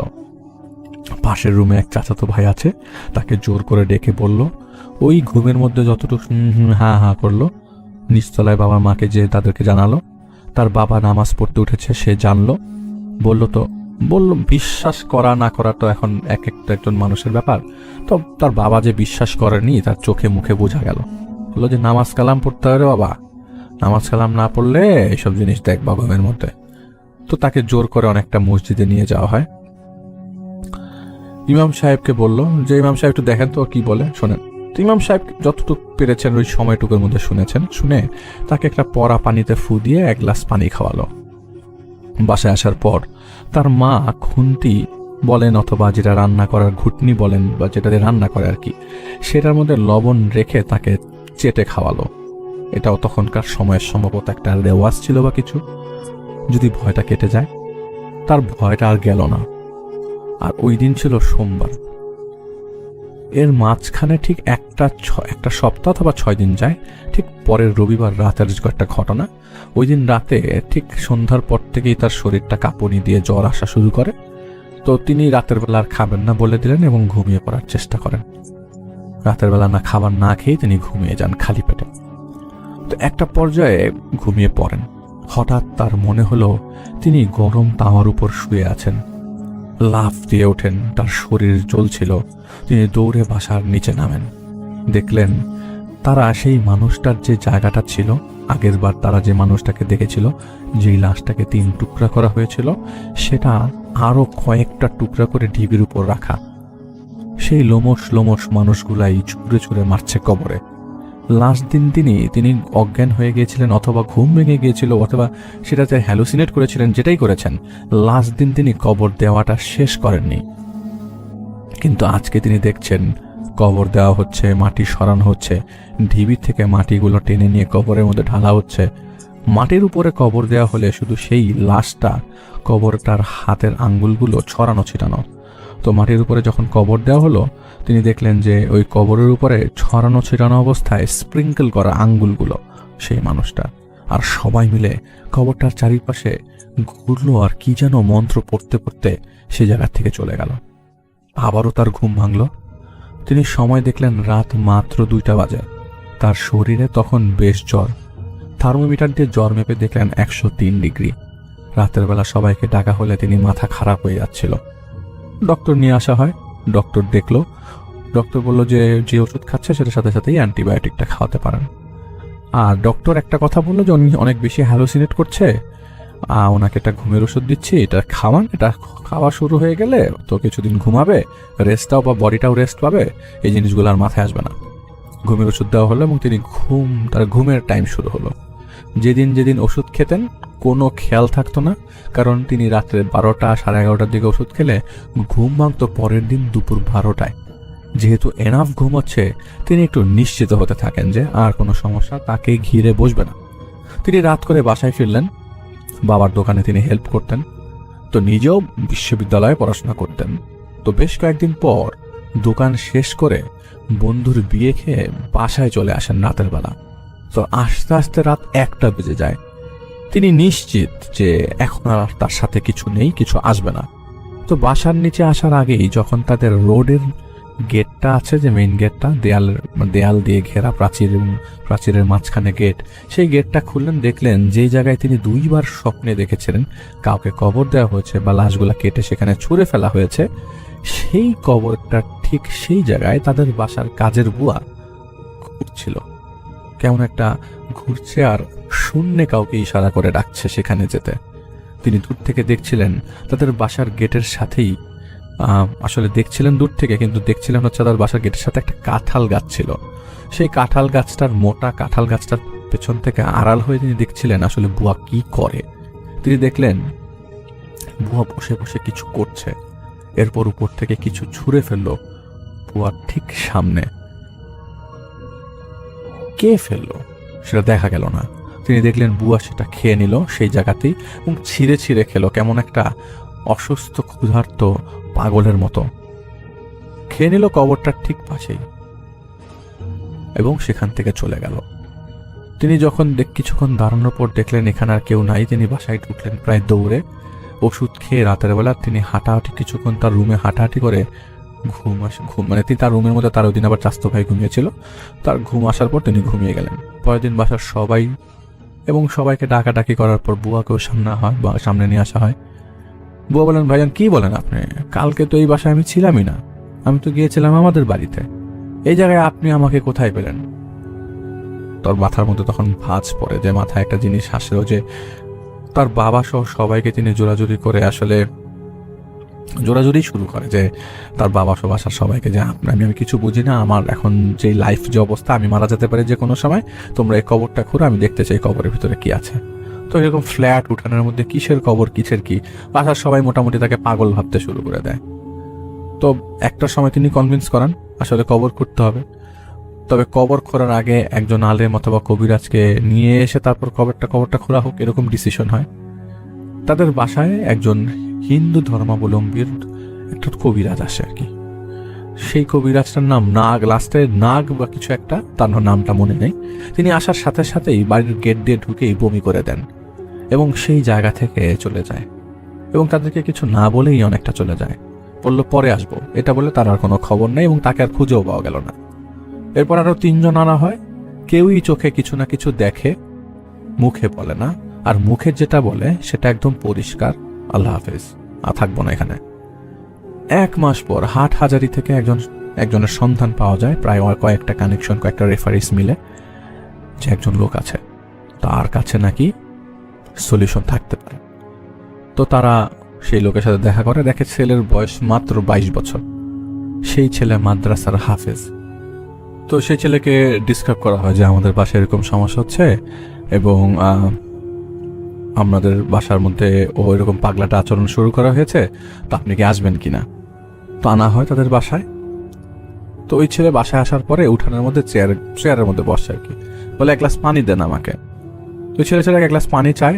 পানি খাবার পর ছেলেটা 1 মিনিটও দেরি নাই, ছেলেটার সাথে সাথে কিছু বুঝে ওঠার আগেই রক্ত বমি করা শুরু করে দেয়, এবং রক্ত বমি করে প্রায় 2 মিনিট। মনে হচ্ছিল ছেলেটার মুখের রক্তের সাথে সাথে আরো কিছু বের হবে, এরকম অবস্থা। সব রক্ত মনে হয় শরীর থেকে বের হয়ে যাবে ছেলেটার মুখ দিয়েই, এত রক্ত বেরোচ্ছে। তার মা চিৎকার করে বসে পড়ে, তার মার মাথা ঘোরাচ্ছিল রক্ত দেখে। আর যা অবস্থা, ছেলেটা কথা বলতে পারছিল না, ইয়াং ছেলেটার নামটা আসলে আমার মনে পড়ছে না, তাই নামটা বলা সম্ভব হলো না। ছেলেটা বলে, আমার মাথায় পানি ঢালেন। সবাই, তাদের বাড়ির সামনে চাপকল ছিল, সবাই চাপকল দিয়ে পানি ঢালতে শুরু করে। তো সবাই তো আসলে টেনশনে ঘটছে কি বাসাটার মধ্যে, অন্ধের মতো ছেলেটা যা বললো তাই করলো। তো ছেলেটার নাক দিয়ে কান দিয়ে রক্ত তখনও আসছে, কিন্তু ওরকম ফিনকি পরে মানে কোন বেশি আসছে না, আস্তে আস্তে আসছে। ছেলেটা বলল, এই বাসার জামালকে, জামাল উদ্দিনকে। তো জামাল সাহেব বলল, আপনি আমার নাম জানলেন কিভাবে? বলে, আমি নাম জানছি আপনার ভাইয়ের কাছ থেকে। বলল, আপনি আমার থেকে একটু দূরে থাকবেন, অ্যাটলিস্ট 10 ফিট দূরে, আমরা এই ডিস্টেন্সে কথা বলবো, কেমন? তো বললো যে ঠিক আছে, কোনো সমস্যা নেই। তুমি 10 ফিট দূরে যেয়ে দাঁড়ান, আর বলল, লোক নিয়ে আসেন, কবর খুঁড়েন। সবাই বললো, আসলে লোক আনতে চাচ্ছি না, আমাদের বাসার লোকজনই কবর খুঁড়ুক, মানুষজন জানলে আমাদেরকে খারাপ বলতে পারে। বললো, ঠিক আছে, আপনি যেভাবে পারেন কবর খুঁড়েন, এই জায়গাটায়, ঠিক এই জায়গাটায়। তখন সেই ছেলেটা বলল, না, জামাল সাহেবের ওই গাছের নিচে যেয়ে বসেন, জামাল সাহেব আপনি এগুলো দেখেন, ও গাছের নিচে যেয়ে বসেন, আর আপনি কবর খুঁড়েন, আপনার ভাইরা খুঁড়ুক, আপনার বাবা খুঁড়ুক, আপনাদের ওনারা খুঁড়তে পারবেন। তো কবর খোঁড়া হলো। তো কবর খোঁড়া হলে কবর খুঁড়তেই 1 হাত নিচে যেতেই একটা মাথা পাওয়া গেল। মাথাটা যে পাওয়া গেল, মাথার মধ্যে তখন অনেক মাংস লেগেছিল, কালো হয়েছিল, কঙ্কাল তখনও সম্পূর্ণ হয়নি। তো 3 হাত ভেতরে যাবার পর সব পাওয়া গেল, হাড় গোড় সব, কিন্তু তখনও হাড়ের মধ্যে মাংস লাগানোর কারণে ওই পুরো কঙ্কালটা একটা কালো হয়েছিল। সবগুলো কঙ্কালের সবগুলো অংশ উঠানো হলো, এবং সেই ছেলেটাকে বলল, একটা কাফনের কাপড়ের উপরে রাখেন। এখন আপনাদেরকে একটা টাস্ক দিব, সেটা হচ্ছে যে আপনাদের কাজ হচ্ছে একজন হিন্দু পুরোহিতকে বের করে নিয়ে আসা, এবং সেই হিন্দু পুরোহিতের মাধ্যমে এই কঙ্কালের সম্পূর্ণ অংশ আগুনে ঘিয়ের মাধ্যমে পোড়ানো, এবং এটা শ্মশানে করতে হবে। এই শ্রাদ্ধটা আপনাদের শ্মশানে যেয়ে করতে হবে, এটা আপনারা নিজেরা ছুবেন না, এটা কোনো এক বেওয়ারিশ লাশখানা থেকে নিয়ে আসা লাশ। কিন্তু যার লাশ এটা, তিনি আপনাদের বলি, উনি কিন্তু মুসলিম ধর্মানুসারী না, উনি একজন হিন্দু ধর্মাবলম্বী। তো আমাদের একটা সঠিক রেসপেক্টের মাধ্যমে লাশের অংশগুলো আপনাদেরকে শ্মশানের পুরোহিতের মাধ্যমে পোড়াতে হবে। সেই অল্প বয়স্ক ছেলেটা বলে, এটা তারই লাশ। তো জামাল সাহেবকে জিজ্ঞেস করলেন, জামাল সাহেব, আচ্ছা, আপনি কি কাউকে এখানে কবরের আশেপাশে দেখেছেন যারা চার চেহারা মানুষের মতো? তো জামাল সাহেব বলছে, হ্যাঁ দেখেছিলাম, একজনেরই চেহারা মানুষের মতো ছিল। তো সে অল্প বয়স্ক ওই ছেলেটা বলে যে এটা তারই লাশ, এখানে ফেলা হয়েছিল। তো আপনি যখন আত্মহত্যা করতে দেখলেন স্টেশনের কাছে, আপনি কাছে গেলেন না কেন? জামাল সাহেব পুরা বলে কি ছেলেটা? জামাল সাহেব বলেন, কি বলেন, বুঝলাম না। সেটা বললো, আমি সব জানি, আপনি আমাকে বলেন, আপনি যে দেখলেন ছেলেটাকে আত্মহত্যা করছে, গেলেন না কেন? জামাল সাহেব বলে, দেখেন, এটা তো অনেক আগের কথা, আর আমি তো বুঝে ওঠার আগেই ছেলেটা ঝাঁপ দিল। তখন ওই অল্প বয়স্ক ছেলেটা বলল, আপনি না দেখার ভান করতেন তাহলে ভালো হতো, আমি দেখে এগিয়ে যেতে বলিনি। ছেলেটাকে ওই জিনগুলোই বশ করেছিল, এবং আত্মহত্যা ওই জিনগুলোই করিয়েছে, তাকে খেয়েছে, এখন আপনার পেছনে পড়েছে। দেয়ালে হাত দেখেছেন কয়টা? তো ওনার মাথা পুরা খারাপ হয়ে যায়, কি বলে? জামাল উদ্দিন বলেন যে মনে নাই, বাট অনেকগুলোই ছিল। তখন ছেলেটা বলে, তারা আসলে 12 জন আপনার পেছনে পড়েছে। আপনি এই পানিটা নেন, গোলাপটা মিশিয়ে গোসল করেন, কারণ এখন আপনাকেই সেফ থাকাটা অনেক দরকার। আর যে পানিটা আপনার শরীর দিয়ে বেরিয়ে পড়বে, আপনি যখন গোসল করবেন, গড়িয়ে পড়বে, সেই পানিটার কিছু অংশ একটা বোতলে ভরে আমার কাছে দিবেন। আর কঙ্কালগুলো নেওয়া হোক, সেটা আপনারা অবশ্যই খুব শিগগিরই পুরোহিতের মাধ্যমে পড়াবেন। তো সে গোসল করে সেই পানিটা তাকে দিয়ে দেয়। ছেলেটা বললো, আমি 3 দিন পরে আসবো, মেক শিওর যে সেগুলো যেন শ্মশানেই পড়ানো হয়, আজকেই পড়ানো হয়। পরের দিন ঝামেলা শুরু। আসলে ঝামেলাটা শুরু হয় যে হিন্দু পুরোহিত না পাবার কারণে জামালউদ্দিন সাহেবের ভাইয়েরা নিজেরাই সেটা পুড়িয়ে ফেলে, পুড়িয়ে বাসায় চলে আসে। আমার ঘটনার মূল কারণ হচ্ছে এই ভুলটা এই জায়গাতেই। 3 দিনের জায়গায় পরের দিন এই ছেলেটা চলে আসে আবার বাসায়, বললো আপনারা যে কঙ্কালটা পোড়ালেন সেটা আপনারা পোড়ালেন না কেন, আপনারা পোড়ালেন কেন, আপনারা শ্মশানে নেননি কেন? তো ওনার ভাইরা বলে, ভাই আপনি কিভাবে জানলেন যে আমরা পুড়িয়েছি, পুরোহিত পুরাইনি? সেটা বললো আপনাদেরকে আমি এত ডিসক্রিপশন দিতে পারবো না। আর যে ছাইটা সেটাও তো আনতেন, সেটাও তো তাহার আনলেও তো হতো। চোরামি করেন না সবকিছু নিয়ে, বিশ্বাস করেন না সেটা ঠিক আছে, এই জন্য সবকিছু শেষ করেন না, আপনার ভাইটাকে হারাতে পারেন। এটা বলে তিনি জিজ্ঞেস করলেন জামাল সাহেব কোথায়? তো তারা সবাই বললেন ও তো ঘুমাচ্ছে। তখন বললো যে ও নিজে ঘুমাচ্ছে, আপনারা শিওর? সবাই বললো হ্যাঁ তা তো মোটামুটি শিওর। সবাই মিলে তার রুমে গেল, রুমে গিয়ে দেখলো রুমের দরজার সামনে অজ্ঞান হয়ে পড়ে আছে। সবার তখন মাথার মধ্যে আসলেই ভাঁজ পড়া শুরু হলো যে সামথিং ইজ হ্যাপেনিং, ওদের বাসার মধ্যে খুব খারাপ কিছু ঘটছে। এরপর ওই জামাল সাহেবের 2 দিন পর জ্ঞান আসে, সেই ঠিক 3 দিনের দিনই সে অল্পবয়স্ক ছেলেটা তাকে আবার নিয়ে আসা হয়। সে বলে আমি ছাইগুলো পানিতে ফেলেছি একজন হিন্দু পুরোহিত দিয়ে, সম্ভব হয়েছে, আর এছাড়া কোনো অপশন ছিল না। এখন বলেন কি অবস্থা, আপনার শরীরের কি অবস্থা? তখন জামাল সাহেব বলল দেখেন আমি বললে আপনারা কি বিশ্বাস করবেন? তো আশপাশে সবাই আত্মীয় স্বজনরা জমা হয়ে গেছে। ছেলেটা বলল আমি করব, ওনারা করবেন না, তাই আপনি আমাকে বলেন যাতে আমার সুবিধা হয় পরবর্তীতে আপনার জন্য কোনো স্টেপ নেওয়ার। তিনি বললেন আমি রাতের বেলা আমার ঘুম ভাঙে, আমি ঘুম ভেঙে দেখি আমার চারিপাশে কয়েকজন লোক দাঁড়ানো, তারা আমাকে জোর করে নিচে নামালো। নিচে নামানোর পরে বললো যে দে মুরগিটারে ছেড়ে দে। আমি হন্তদন্ত হয়ে আমার বাবার রুমে গেলাম, বাবার রুমে দরজা নক করলাম, বাবা দরজা খুললো না। আমি দরজা ভেঙে ভিতরে ঢুকলাম, দেখলাম আমার বাবা মা ঘুমিয়ে আছে। আমি উপরে উঠলাম, দেখলাম আমার চাচা তো ভাই ঘুমিয়ে আছে, আমার ভাই ঘুমিয়ে আছে। আমি ছাদে যাওয়ার চেষ্টা করলাম কিন্তু ছাদের দরজা বন্ধ ছিল। আমি আবার নিচে নামলাম আমাদের দোতলার ফ্ল্যাটে, দেখলাম আমার ফ্ল্যাটে আর কেউ নাই, যে চাচা তো ভাইটা ঘুমিয়েছিল সেও এখন সেখানে নেই। আমি আবার বাড়ির নিচে নামলাম, নিচে যেয়ে দেখলাম বাবা মা ঘুমানো, বাবা মা রুমে, বাবা মা নাই। আমি দেখলাম যে আমাদের নিচে যাওয়ার আরেকটা সিঁড়ি আছে, কিন্তু আমাদের বাড়িতে তো এতগুলো সিঁড়ি নাই। আমি ওইটার নিচে নামলাম, যে দেখলাম বাড়িটার নিচতলায় কোনো কিচ্ছু নাই, পুরা বাড়িটা অন্ধকার, পুরা বাড়িটার নিচতলার পুরোটা অন্ধকার, গোড়ালি সমান পানি। আমি পানিটা পাড়িয়ে নামলাম, দেখলাম যে আচ্ছা আলোয় মনে হচ্ছিল আমার সাথে পায়ের মধ্যে কিছু ঠেকলো, আমার পায়ের সাথে কিছু আটকালো। আমি তখন আমার হাতে লাইট ছিল না, আমি ভাবলাম উপর থেকে আমি লাইট নিয়ে আসি। আমি আবারও আমার বাবা মা যেই ফ্লোরে নিচতলায় গেলাম, নিচতলায় যেয়ে দেখলাম আমাদের পুরো ফ্লোরটা খালি, কেউ নাই। এবার আমি কি দেখছিলাম আমি নিজে জানি না, পুরো বাড়িটা অন্ধকার। হঠাৎ করে নিচে একটা টস করে শব্দ হলো, মনে হলো নিচে কোনো লাইট জ্বলেছে, কিন্তু আমাদের বাড়িতে এরকম ইলেকট্রিসিটি না। আমাদের বাড়িতে তখন আসলে টর্চ লাইট ইউজ করা হয় মাঝে মধ্যে, আর আমাদের বাড়িতে কুপি জ্বালানো হয়, হারিকেন জ্বালানো হয়, এরকম ইলেকট্রিসিটির তখন এত ইলেকট্রিসিটি অ্যাভেলেবেল ছিল না সেই জায়গাতে। তো যাই হোক, তিনি দেখলেন যে কুপি খুঁজে পাচ্ছেন না, আলো খুঁজে পাচ্ছেন না, হারিকেন খুঁজে পাচ্ছিলেন না, তাদের বাসায় টর্চ লাইট ছিল, টর্চ লাইট খুঁজে পাচ্ছেন না। তো তিনি দেখলেন যে বাসার নিচে হঠাৎ করে টচ করে একটা কিছু জ্বলে উঠলো বা কিছু একটা। নিচে গিয়ে দেখলেন যে হারিকেনের আলো পুরা নিচের ফ্লোরটা, এরকম কোনো ফ্লোর তাদের বাড়িতে নাই, হারিকেনের আলো, গোড়ালি সমান পানি, এবং তাদের বাড়ির প্রত্যেকটা মানুষের লাশ 3 টুকরো করা, মাথাগুলো একসাথে সবারটা জড়ো করো, তার চাচাতো ভাইয়ের মাথা, তার বাবার মাথা, তার মায়ের মাথা, তার ভাইদের মাথা একটা জায়গায় স্তূপ আকার, এবং প্রত্যেকটা মাথার মধ্যে থেকে সুতা দিয়ে গেথে কেউ মালা পরিয়ে রেখেছে, এরকম মোটা সুতা প্রত্যেকটা গলার মধ্যে দিয়ে ঢোকানো, মাথার উপর দিয়ে বের করা একটা মালা পরানো, মানে লাশের মাথার একটা মালা এরকম হয়েছে, এরকম অবস্থা। আর প্রত্যেকটা দেহর এদিকে 2 টুকরো করা, দ্বিখণ্ডিত অবস্থায়, নারী বুড়িগুলো সব একটা জায়গায় স্তূপ করা।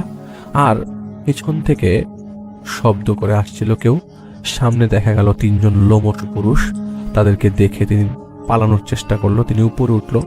এই যে উপরে উঠলো, এরপরে সিঁড়ি ভেঙে ভেঙে উপরেই ওঠা, তিনি আর কোনো ধরনের ফ্লোর খুঁজে পাচ্ছিলেন না। একটা বিস্তীর্ণ বিল্ডিং এর মধ্যে মনে হচ্ছিল তিনি আটকে গেছেন।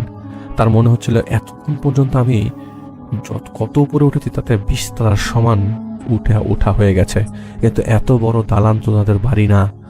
তার হঠাৎ করে তিনি অজ্ঞান হয়ে পড়েন এবং অজ্ঞান হয়ে পড়ার পর তার আর কোনো কিছু মনে নেই। তো তখন ওই ছেলেটা বললেন যে দেখেন, ওইটা আমার অ্যাশটা পোড়ানোর আগেই এই জিনিসগুলো আপনি দেখেছেন, অ্যাশটা পোড়ানোর হয়ে যাওয়ার সাথে সাথেই আপনি অজ্ঞান হয়ে যান, নইলে আপনাকে আরও অনেক কিছু দেখানো হতো। তো আশা করছি আপনি কিছু জিনিস থেকে মুক্ত, তবে আমরা আসলে সব কিছু থেকে মুক্ত করতে পারি নাই। তো আমরা চেষ্টা করব আপনাকে কিছু আমল দিয়ে এই জিনিসটাকে দমিয়ে রাখার। আর তোলে ভরা এসব জিনিসগুলো আসলে আমার দ্বারা সম্ভব না, তবে আমি যতটুকু জানি, আমি যতটুকু করতে পারি, আমি একদম নিঃশেষ করে দিতে পারি, খতম করে দিতে পারি। তো অলরেডি তারা কিছু পালিয়েছে, হয়তো আপনার পেছনে লাগতে পারে, যদি লাগে তাহলে আপনি আমাদেরকে জানাবেন। তখন জামালউদ্দিন সাহেব বলেন যে ঠিক আছে, আমি জানাবো, আমি যদি পারি অবশ্যই জানাবো। তো এরপরে সেই ছেলেটা সেখান থেকে চলে যায়। তার বয়স 22 বছর ছিল এবং সেই ছেলেটাকে খুঁজে আনার জন্য কখনো তার বাসার নিচে বা কোথাও কোনো অ্যাড্রেসে পাওয়া যায়নি। তাকে পাওয়া গেছে এমন একটা জায়গায়, যে জায়গাটা পুরোটাই ধুধু প্রান্তর, মাঠের মতো, আশেপাশে 2-3টা গাছ আছে, একটা মরিচ ক্ষেত আছে, ঠিক সেই জায়গার মাঝখানে ছেলেটাকে পাওয়া গিয়েছিল আর কি। ছেলেটা মরিচ ক্ষেতের মধ্যে কিছু একটা করছিল, তো ছেলেটাকে তখন পাওয়া গেছিল। ছেলেটা শিক্ষিত, ভদ্র, কিন্তু সে ক্ষেত খামারের কাজ করতে, এরকম আর কি। কিন্তু তাকে নিয়ে আসা হয়েছিল হাটহাজারী থেকে। যাই হোক, পরবর্তী সময়ে তিনি আসছেন কি না আসছেন সেটা আমরা পরের বার জানবো। এটা একটা চলমান ঘটনা বলতে এই জামালউদ্দিন সাহেবের সাথে 2001 সালে আরেকটা ঘটনা ঘটে যায়, যেটার কারণে জিনিসগুলো আর একটু বেশি ঘনীভূত হয়। এটা এই ঘটনার সাথে রিলেটেড বিধায় আমরা এটা নেক্সট এপিসোড বা এর পরের এপিসোডে পুরোটা জানাবো। ফাইজুল ইসলাম ভাই পরবর্তী অংশের অল্প একটু পেয়েছেন, তাই আমরা আজকে অতটুকু শেয়ার করে ফেললাম। এটা 1981-এর ঘটনা। আমরা নেক্সট যে দিন ঘটনাটা শেয়ার করব সেটা কিছু কানেক্টেড ঘটনা জামালউদ্দিন সাহেবের। তার পরিবার এখন অনেক বড় পরিবার, তার পরিবার হচ্ছে এত বড় যে তার নাতি আছে, এখন নাতনি হয়ে গেছে। তো 2001 সালে একটা ঘটনা ঘটে যায়, যেটা প্রায় 7-8 দিনের মতো তাদের বাড়িতে ঘটে। সেটার একটা ছোট বর্ণনা সামনে ফাইজুল ইসলাম ভাই এই জামালউদ্দিন সাহেবদের কাছ থেকে নিয়ে আসবেন ইনশাল্লাহ। জামালউদ্দিন সাহেবের ছেলে ফাইজুল ইসলাম ভাইয়ের সাথে কানেক্ট হয়ে ঘটনাটা বলেছেন, আসলে ছেলে বলতে মেয়ের জামাই ঘটনাটা বলেছেন। তো আমরা সেটা ইনশাল্লাহ নেক্সট এপিসোডে, একটা কনভিনিয়েন্ট এপিসোডে অবশ্যই আমরা যখন পুরো ঘটনা পেয়ে যাব। ফাইজুল ইসলাম ভাই,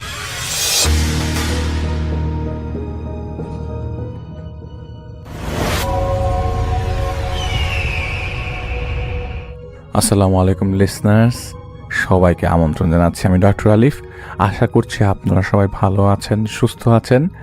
আমাদের কাছে অনেকদিন পর ওহুদের ঘটনা এসছে। আপনারা মাঝখান দিয়ে এক ভাই তানজিম হাসান, ওনার বাড়ি টাঙ্গাইল, উনি আমাদেরকে সৌদি থেকে ওহুদের ঘটনা পাঠিয়েছিলেন। তো ওনার ভাষায় বলছি, আমি এর আগে 2টা ঘটনা বলেছিলাম ওহুদকে নিয়ে, আশা করি মনে আছে সবার। তারপরে আরও অনেক ঘটনা ঘটেছে, সময়ের জন্য আর লেখা হয়নি। ইনশাআল্লাহ একটা একটা করে সব ঘটনা বলবো সবাইকে। ওহুদ আসে এখনো, কিন্তু বেশি সময় দেয় না আমাকে, কিছুক্ষণ থেকে চলে যায়। আমি কোনো বিপদে পড়লেও সে আর এখন তাড়াতাড়ি আসতে পারে না, কেন জানি না। সেও কিছু বলে না আমায় এই বিষয়ে। ঘটনাটা আমার সাথে শুরু হয়েছে এই বছরের অক্টোবর মাস থেকে। আমি আমার আগের বাসা ছেড়ে দিয়ে নতুন বাসা নিয়েছি, আবারও নতুন বাসা নিতে হয়েছে, আগের বাসা থেকে যা 50 কিলোমিটার দূরে হবে। অক্টোবরের 1 তারিখ সব জিনিসপত্র নিয়ে নতুন জায়গায় চলে যাই। সেখানে গিয়ে জায়গাটা তেমন আমার পছন্দ হয়নি, কেমন জানি একদম নীরব, খুব বেশি মানুষ নেই, যা কিছু আছে সব সৌদি মানুষজন এবং আজনবী মানে নতুন মানুষজন, মানে এরকম অবস্থা আর কি। বুঝতে পারছি না কিভাবে থাকবে এখানে, মানে কথা বলার মতো বা কথা শোনার মতো লোকজনের অভাব আর কি। কিন্তু কি আর করার, পরে চাকরি করে তো আর নিজের মতো করে চলা যায় না। আর আমার এখানে কয়েকদিন কাজ ছিল না, তাই আস্তে আস্তে জিনিসপত্র সব রুমে গুছিয়ে রাখি। ভালো লাগে না সারাদিন একা, আর ওই জায়গায় মানুষ তেমন একটা নাই। আমি যেখানে থাকি একটা মানুষও নাই। বাইরে গেলে শুধু সৌদিদের সাথে দেখা হয়, বাংলাদেশ বা ভারতের বা পাকিস্তানের কেউ নেই যে বসে কথা বলবো বা কথা বলা যাবে। কি আর করার, একমাত্র সাথী এখন মোবাইল ফোন। সারাদিন শুয়ে শুয়ে শুধু মোবাইল ফোন দেখা, এভাবেই চলছিল। প্রায় 10 দিন চলে যায়। মোটামুটি একটু কাজও করতে হয় এখন। মালিক সেই আগের বাসা থেকে এখনও আসেনি, তাই ওরকম কাজ করতে হয় না। মালিক আসবে আরো 1 মাস পরে। কাজ শেষ করে রুমের সামনে গাড়িটা রেখে রুমে চলে আসি। দরকার ছাড়া বাইরে যাই না একদমই। প্রতিদিন এক জায়গায় গাড়ি রাখতাম। কে জানে যে জায়গাটা আসলে একটু ভয়ঙ্কর। কয়দিন পর রাতে ঘুমানোর পর দরজায় কেমন জানি একটা আওয়াজ শুনতে পাওয়া শুরু করলাম, বেশি জোরে। অনেক সময় ধরে হতো না আওয়াজটা, একটু হয়ে আবার বন্ধ হয়ে যেত। আমি ঘুমের মাঝেই মনে করতাম যে হয়তো বাতাসের শব্দটা হচ্ছে। এইভাবেই কয়েকটা দিন যায়। তারপর মালিকের বাসায় সবাই এখানে চলে আসে। মালিকের বাচ্চা বউ সবাই এখন এই বাসায় থাকায় আমার একটু কাজও বেশি। যে কোনো সময় এদিক ওদিক যেতে হয়। মালিকের বাচ্চাগুলো রাস্তায় গিয়ে মাঝে মধ্যে খেলাধুলা করে। আমি যে জায়গায় গাড়ি রাখতাম ওখান দিয়েই বাসা থেকে রাস্তায় বের হতে হয়। এভাবে কয়েকদিন যাওয়ার পরে হঠাৎ একদিন রাত 12টার সময় আমার রুমে কে ডাক দেয় মালিকের ছেলে। বলে বাসার ভেতরে যেতে বলেছে মালিক। আমি কিছু বুঝতে পারিনি এত রাতে বাসার কি জন্য। তারপর আমি কিছুক্ষণ পর বাসার ভেতরে গিয়ে দেখি বাসার সামনে একটা হল রুম আছে। হল রুমে গিয়ে দেখি আমার মালিক আর তার 2টো ছেলেগুলো ছোট, আর একজন হুজুর টাইপের, হয়তো সম্ভবত কোনো মসজিদের ইমাম হবে, বসে আছে। পরে আমি তাদেরকে সালাম দেই। সালাম দেওয়ার পর মালিক আমায় বলে বসো। আমি এখনো জানি না কি জন্য এখানে আসলাম, কেন বা কি কারণ আমাকে ডেকেছে, আমাকে কিছুই বলেনি। আর এই লোকটাকে আমি কিছুই জানি না। আমি শুধু ভেতরে গেছি এই পর্যন্তই। ওখানে মালিকের 2টা ছেলে ছিল। একটার বয়স 12, একটার বয়স 11, আর একটা 7 বছরের হবে। ছোট ছেলেটা হুজুরের সামনে বসা, আর মালিক এবং মালিকের অন্য ছেলে সোফা সেটে বসে রয়েছে। আমার মাথায় আসছিল না আসলে কি, কোনোভাবেই আমি চিন্তা করতে পারছিলাম না কি দরকারে আমাকে ভেতরে আসতে বললো।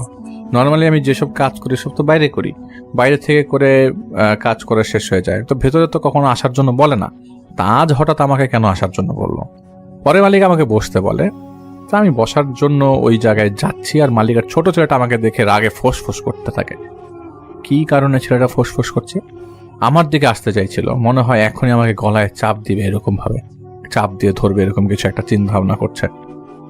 আমি ভয় পাই, একটু পেছনে যাই। ছোট বাচ্চা তো, বাচ্চা ছেলে, বেশি বড় না। হুজুর ধমক দিয়ে পিচ্চিটাকে চুপ করায়।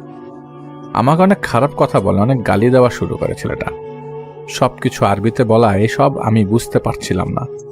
সবকিছু না, কিছু কিছু বুঝতে পারছিলাম, কিন্তু আমার মালিক আর হুজুর সব বুঝে আমার দিকে তাকাচ্ছিল। এইভাবে অনেক সময় পার হয়ে যায়। পরে বাচ্চাটা একটু শান্ত হয়ে বসে। পরে হুজুর বাচ্চার সাথে থাকা জিনটাকে ভালোভাবে বসিয়ে তার সব কথা শুনতেছিল। তখন বাচ্চার সাথে থাকা জিনটা বলতে শুরু করে, আর প্রতিদিন বাসার গেটের সামনে রাস্তায় শুয়ে থাকি, এইখানে আমার থাকার জায়গা। এই বাসায় মানুষ না থাকায় আমি অনেক শান্তিতে থাকি, কেউ এসে ডিস্টার্ব করে না। মানুষজন আশেপাশে দিয়ে চলে যায়, কেউ তো দাঁড়ায় না। কিন্তু এই ছেলেটা, মানে আমার কথা বলছে, আসার পর থেকে আমার সব কিছু গোলমাল করে দেয়, আমায় শান্তিতে থাকতে দেয় না। আমি যখন এখানে শুয়ে থাকি গাড়ি নিয়ে এসে আমার পাশে রাখে, আমার অসুবিধা হয়। মাঝে মাঝে তো আমার হাতে পায়ের উপর গাড়ি রেখে চলে যায়, কিন্তু আমি কিছু বলি না যে ভুল করেছে। আমার জায়গায় যদি অন্য কোনো জিন জাতি থাকতো তাহলে এই ছেলেটাকে অনেক আগেই শাস্তি পেতে হতো, কষ্ট পেতে হতো। আমি ভালো দেখে কিছু করিনি এখনো। কিন্তু কতদিন মানুষের মতো আমাদেরও তো একটা লিমিট আছে। সীমা যখন পার হয়ে যায় তখন আর ভালো থাকা যায় না। প্রায় প্রতিদিন আমার কোনো না কোনো জায়গায় গাড়ি রেখে চলে যেত। পরে গাড়ি না সরালে আমার ওরকমভাবেই থাকতে হতো। কিভাবে এত কিছু সহ্য করে থাকি বলেন? বেশি বাইরে যেত না, গাড়ির নিচে চাপা দিয়ে রাখতো আমাকে। অনেকদিন সহ্য করার পর আর সহ্য হয়নি, তারপর থেকে শুরু করলাম তার ক্ষতি করা। অনেক চেষ্টা করি প্রতিদিন যে কোনো না কোনোভাবে ছেলেটাকে শাস্তি দিব, একটু ভয় দেখালেও তো রাগটা কমে। প্রতিদিনই ছেলেটাকে শাস্তি দিতে পারতাম, কিন্তু কোথা থেকে যে এসে ছেলেটাকে কেউ আগলে রাখে। ওই হারামি মেয়েটা, একটা মেয়ে আছে তো, সম্ভবত সে ওহুদের কথাই বলছে। মেয়েটার জন্য এত চেষ্টা করেও ছেলেটা কোনো ক্ষতি করতে পারলাম না। পরে আমি প্রায় আরও 4 জনকে এখানে নিয়ে আসি, কিন্তু তারপরও মেয়েটা ছেলেটাকে কিভাবে জানিস মেয়েটা আমাদেরকে দূরে সরিয়ে দেয়। রাতে মাঝে মাঝে রুমের দরজা অনেক শব্দ করতাম ছেলেটাকে বোঝানোর জন্য, ঘুম ভাঙানোর জন্য। আর ছেলেটা এত ঘুমায় যে সব কিছু শুনতে পায় না। আরও অনেকভাবেই ভয় দেখাতাম, কিন্তু কোনোভাবেই ভয় পাচ্ছিল না। বেশি ক্ষতি করব না, তাই যাতে কিছু না হয় সে বিষয়ে খেয়াল রেখেই ভয় দেখাতাম। অনেকদিন চেষ্টা করেছি, কিছুই হয়নি। সব শেষে হাল ছেড়ে দিয়েছিলাম। পরে দেখলাম এই বাসায় অনেক লোক আসলো, একটু ভরসা পেলাম যে এইবার ভয় দেখাতে হবে, একজনকে তো ভয় দেখাতেই হবে। এই সব কিছু শুনে আমার মালিক আর হুজুর দুজনেই আমার দিকে অবাক হয়ে তাকিয়ে আছে। তারা মনে মনে ভাবছে যে কি হচ্ছে এইসব। আমি তাদের কথা কিছুই বুঝতে পারিনি, কারণ আমি আরবি সৌদিদের মতো বুঝি না। পরে আমার মালিক সবকিছু আমায় বলে বুঝিয়েছেন। পরে জিনটা আবার বলতে শুরু করলো, বাচ্চাটা একদিন খেলতে খেলতে রাস্তায় চলে আসছিল। আমি রাস্তায় শুয়েছিলাম, শুয়ে দেখছিলাম বাচ্চাটার খেলা। পরে মাথায় চিন্তা আসলো যে বাচ্চাটার সাথে একটু মজা নিয়ে আসি। বাচ্চাটাকে দূর ধরতে চাইনি। পরে আবার চিন্তা করলাম যে ছেলেটাকে তো কিছু করতে পারছি না, বাচ্চাটার সাথে এসে সবাইকে একটু বুঝিয়ে দিতে পারি, তাই বাচ্চাটার সাথে এসেছি। কিন্তু আর ক্ষতি করার কোনো চিন্তা ভাবনা আমার নাই। এইসব বলে জিনটা চুপ করে বসে রইল। পরে হুজুর জিজ্ঞেস করলো, তুমি কি এখন চলে যাবে? জিনটা বলে যে ছেলেটাকে ভালোভাবে মাফ চাওয়ার পর চিন্তা করে দেখব। পরে হুজুর জিজ্ঞেস করলো যে তুমি কি এখন চলে যাবে? জিনটা বলে যে ছেলেটা ভালোভাবে মাফ চাওয়ার পরে চিন্তা করে দেখব। আমি বসে সব শুনছিলাম। এটা শুনে বলে উঠলাম যে তোর কাছে আমি মাফ চাবো কেন? আমি তো অন্যায় করি নাই, তোর কাছে মাফ চাওয়া তো সম্ভব না। তুই গেলে জানা হয় ব্যবস্থা করছি। তুই রাস্তায় শুয়ে থাকিস, তোকে কেউ দেখতে পায় যে তোর পাশ দিয়ে চলে যাবে বা আমি তোর উপর গাড়ি রাখিস, আমি কি দেখি তোকে দেখতে পাই?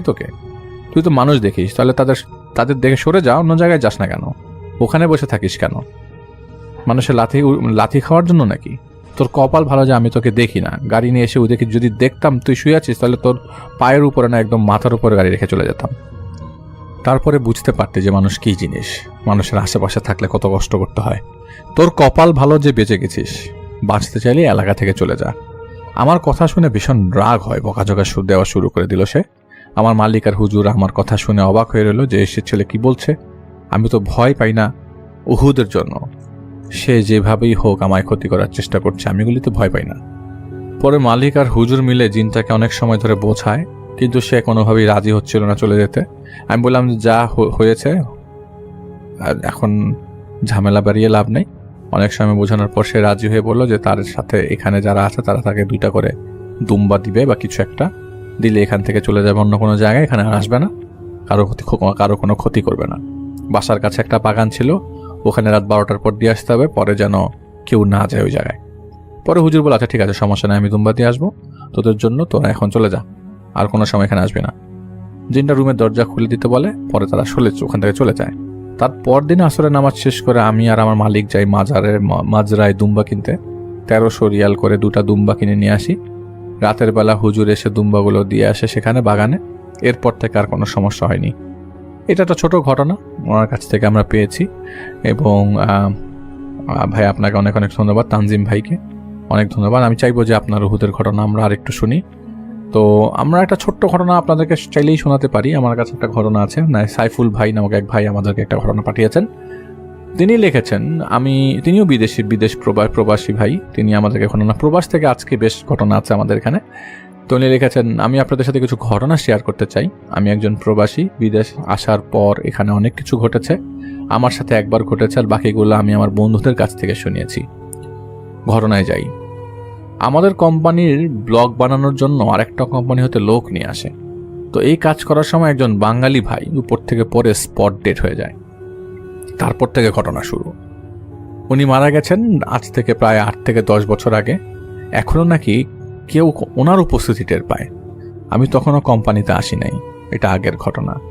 একজন বড় ভাই ছিল, তিনি কন্টিনিউ নাইট শিফটে কাজ করত এবং ডিউটি শেষ করে গাড়ির নিচে ঘুমাতো। তো এইভাবে একদিন গাড়ির নিয়ে তিনি ঘুমিয়েছিলেন গাড়ির নিচে। তো সাইট ফোরম্যান যে ছিল উনি আবার খুঁজছিলেন ওনাকে। তো একসময় ওনাকে খুঁজে পান। তো গিয়ে দেখেন উনি খুব হাঁপাচ্ছেন। তো ফোরম্যান ওনাকে জিজ্ঞেস করলেন কি হলো, হাঁপাচ্ছেন কেন? উনি বললেন যে আজকে আমাকে প্রায় মেরেই ফেলেছিল, দেখেন না আমার গায়ে কতগুলো ধুলাবালি লেগে আছে, আমাকে কয়েকটা আচারও দিয়ে চট থাপ্পড় দিয়েছে। তো উনি অবাক হয়ে সে কে মেরেছে? তা তো দেখলাম না কে মেরেছে, আমার গাড়ির নিচ থেকে টেনে বের করলো আমাকে, আমার বাম পা ধরে টেনে বের করে 2-3টা আছাড় দিল, জামা কাপড় যেভাবে ধোয় সেভাবে আছাড় দিল, কয়েকটা চট থাপ্পড় দিল। এটাই ঘটনা। তো ঈদ বা ক্রিসমাসের ছুটির দিন জন্য 2 দিন বন্ধ ছিল। ছুটির আগে আমাদের এখানের একজনের ছোট একটা কাজ ছিল। তো আমরা যেখানে থাকি ওখানে উনি কাজের জায়গায় গেছেন, যেতে প্রায় 5-7 মিনিট সময় লাগে। তো ওখানে গিয়ে উনি কাজ করছিলেন। উনি ছিলেন গ্লাস রুমের ভেতরে। তো হঠাৎ তিনি বের হলেন ওয়াশরুমে যাওয়ার জন্য। পাশে আর একটা কোম্পানি আছে। তো ওখানে এত শব্দ হচ্ছে যে হাতুড়ি দিয়ে লোহা পেটালে যেরকম শব্দ হয় এরকম শব্দ, যে মনে হচ্ছিল ওখানে কেউ কাজ করছে। তো ওই মুহূর্তে রাত তখন 2-3টা বাজে। উনি বুঝতে পারছেন যে এটা স্বাভাবিক কিছু না। তো উনি পরে সিসি ক্যামেরা ফুটেজ চেক করে, কিন্তু কিছুই দেখতে পান না, শুধু শব্দটা পেয়েছেন তিনি। উনি একা ছিল, আরও একজন ছিল তার সাথে। তো এই ছিল আরেকটা ঘটনা, ওই জায়গার ঘটনা, যে জায়গার ঘটনা ঘটেছে। আমি যখন প্রথম এখানে আসি, আসার পর একজন আমাকে বলেছিল, আপনি যে ওই ওয়াশরুমে একা যান, ওখানে একা যেন না, সমস্যা আছে, কিছু অশরীরী আত্মা ঘুরে বেড়ায়, ওদেরকে দেখা যায় না, অস্তিত্ব বোঝা যায়, ওইগুলো আপনার ক্ষতি করতে পারে। তা আমি এটা মনে করলাম যে নতুন মানুষ আসছি, ভয় দেখাচ্ছে আমাকে, আমি আমার মতো কাজ করি। একদিন হঠাৎ করে আমি আর আমার 2জন কাজের পার্টনার কাজ করছিলাম। একজন আমাকে বলছিল যে দেখো, আজকে তো আমরা নাইট করব, ফুল নাইট, তো কেয়ারফুল থেকো, কখনো ওই পাশটায় যাবে না, আজকে কিন্তু আমরা বেশি একটা লোক নাই এখানে। ওই পাশে একটু দেখে, মানে ও আমাকে ইশারা করে দেখালো যে ওই পাশে ওই এরিয়াটা, আবার দেখিয়ে বললো যে আমি ওখানে এখানে কাজ করছিলাম, দেখলাম কিছু একটা দাঁড়িয়ে আছে। ওকে দেখে আমি মোটেও মুভ করতে পারছিলাম না। অবয়বটার শেপটা এরকম ছিল যে অনেকটা লম্বা, চুলগুলো বড় বড়, একটা মেয়ের অবয়বের মতো লাগছিল আমার কাছে। আমিও আসলে নতুন মানুষের জায়গায় আমি গুরুত্ব দিইনি, ওরা ফাইজলামি করছে এটা ধরেই আমি মানে মানুষ একজনকে ভয় দেখাতে পারে, আমি নতুন মানুষ, আমাকে দেখে এটা করতেই পারে। কিন্তু ওই রাতে একটার সময় রাত 1টার দিকে আমার একটা ব্রেক টাইম, সারাদিন হার্ড ওয়ার্ক ছিল, রাতেও ডিউটি করলাম, আর কিছু কাজ বাকি ছিল, ওইটা আমরা 3জন মিলে করছিলাম। তো ব্রেক টাইমে হালকা কিছু খাওয়া দাওয়া করে আমি গিয়ে চুপচাপ শুয়ে পড়ি। একটা গাড়ির চিপাই গিয়ে ফ্যান চালিয়ে শুয়ে পড়ি আমি। এমন সময় যেন কি আমাকে ডাকছে, মামা মামা মামা, গেট আপ গেট আপ। কে ডাকছে আমি চিন্তা করছিলাম, উঠে দেখি কেউ নাই। আমি তখন আমার অন্য কাজের পার্টনারদের কাছে গিয়ে দেখলাম ওরা 2জন ঘুমাচ্ছে। তাহলে আমাকে ডাকছিল কে? আমি আবার গিয়ে শুয়ে পড়ি, ভাবছি ওরা হয়তো দুষ্টামি করছে। 3-4 মিনিট পরে আবারও আমার কাছে সেই শব্দটা আসতে লাগলো, মামা মামা, গেট আপ গেট আপ। তখন উঠে পেছনে ঘুরে তাকিয়ে দেখি কি যেন একটা ছায়ার মতো চলে গেল। আমি ওই মুহূর্তে ভয় পেয়েছি, আমি একদম ঠান্ডায় জমে যাই। সাথে সাথে আমি আমার পার্টনারদের ডাকি, ওরা বলে কি হয়েছে? আমি বলি যে এই ঘটনা, তুমি কি আমাকে ডাকছিলে? ও বলে না, আমি তোমাকে ডাকিনি, আমি তো ঘুমাচ্ছিলাম। তাহলে কে আমাকে মামা মামা বলে ডাকলো? ওরা বলছে তোমাকে আগেই বলেছিলাম কেয়ারফুল, আমরা এখানে আছি, তুমি লাইট বন্ধ করে এখানেই বসো, তুমি এখানে কেন গেছো? তো এই ঘটনাগুলো গেল এখানে। এই কয়েকদিন আগের একটা ঘটনা, 10-15 দিন আগে, আমার রুমমেট ও নাইট ডিউটি, আমার রুমমেট এবং আমার 2জনেরই নাইট ডিউটি চলছিল। আমি 10টার দিকে ওয়াশরুমে গেলাম, একটু পরে আমার ডিউটি শেষ, আবার ও আমার নাম ধরে ডাকছে, সাইফুল এদিকে আসো এদিকে আসো, দেখো 2টা বিড়াল ঝগড়া লাগছে। 2টা বিড়াল ঝগড়া করছে, অথচ একটা বিড়ালের মাথা নেই, কিন্তু মাথা ছাড়া বিড়ালটার কোনো ব্লাডও বেরোচ্ছে না। ভালো একটা বিড়ালটার মাথা ছাড়া বিড়ালটাকে খামচা মারতে চেষ্টা করছিল, কিন্তু মাথা ছাড়া বিড়ালটা কোনোভাবেই পারছিল না। আমরা 3জন মিলে এই দৃশ্যটা দেখেছি একসাথে। এটা একই জায়গার ঘটনা, এবং এই একই জায়গার কয়েকটা মাল্টিপল ইনসিডেন্ট নিয়ে সাইফুল ভাই আমাদেরকে ঘটনা পাঠিয়েছেন, উনি সৌদি থেকে, এবং তিনি সেই জায়গায় কাজ করতেন। তো কাজ করার মাঝে মাঝে তারা সবাই জানতো যে জায়গাটায় বেশ ভয়ের অনেক কিছু চলে, কারণ ওই জায়গায় একজন বাংলাদেশি লোক মারা গিয়েছিল অনেকদিন আগে, এবং স্পট ডেড হয়েছিল, অনেকে অনেক কিছু দেখেছে। তো ওনার আসার আগের কিছু ঘটনা এবং ওনার আসার পরের কিছু ঘটনা, ওই জায়গা বেশ কিছু ঘটনা তিনি আমাদেরকে পাঠিয়েছেন। Thank you so much Saiful ভাই এবং তানজিম ভাইকে আমাদেরকে ছোট ছোট কিছু ঘটনা শেয়ার করবার জন্য।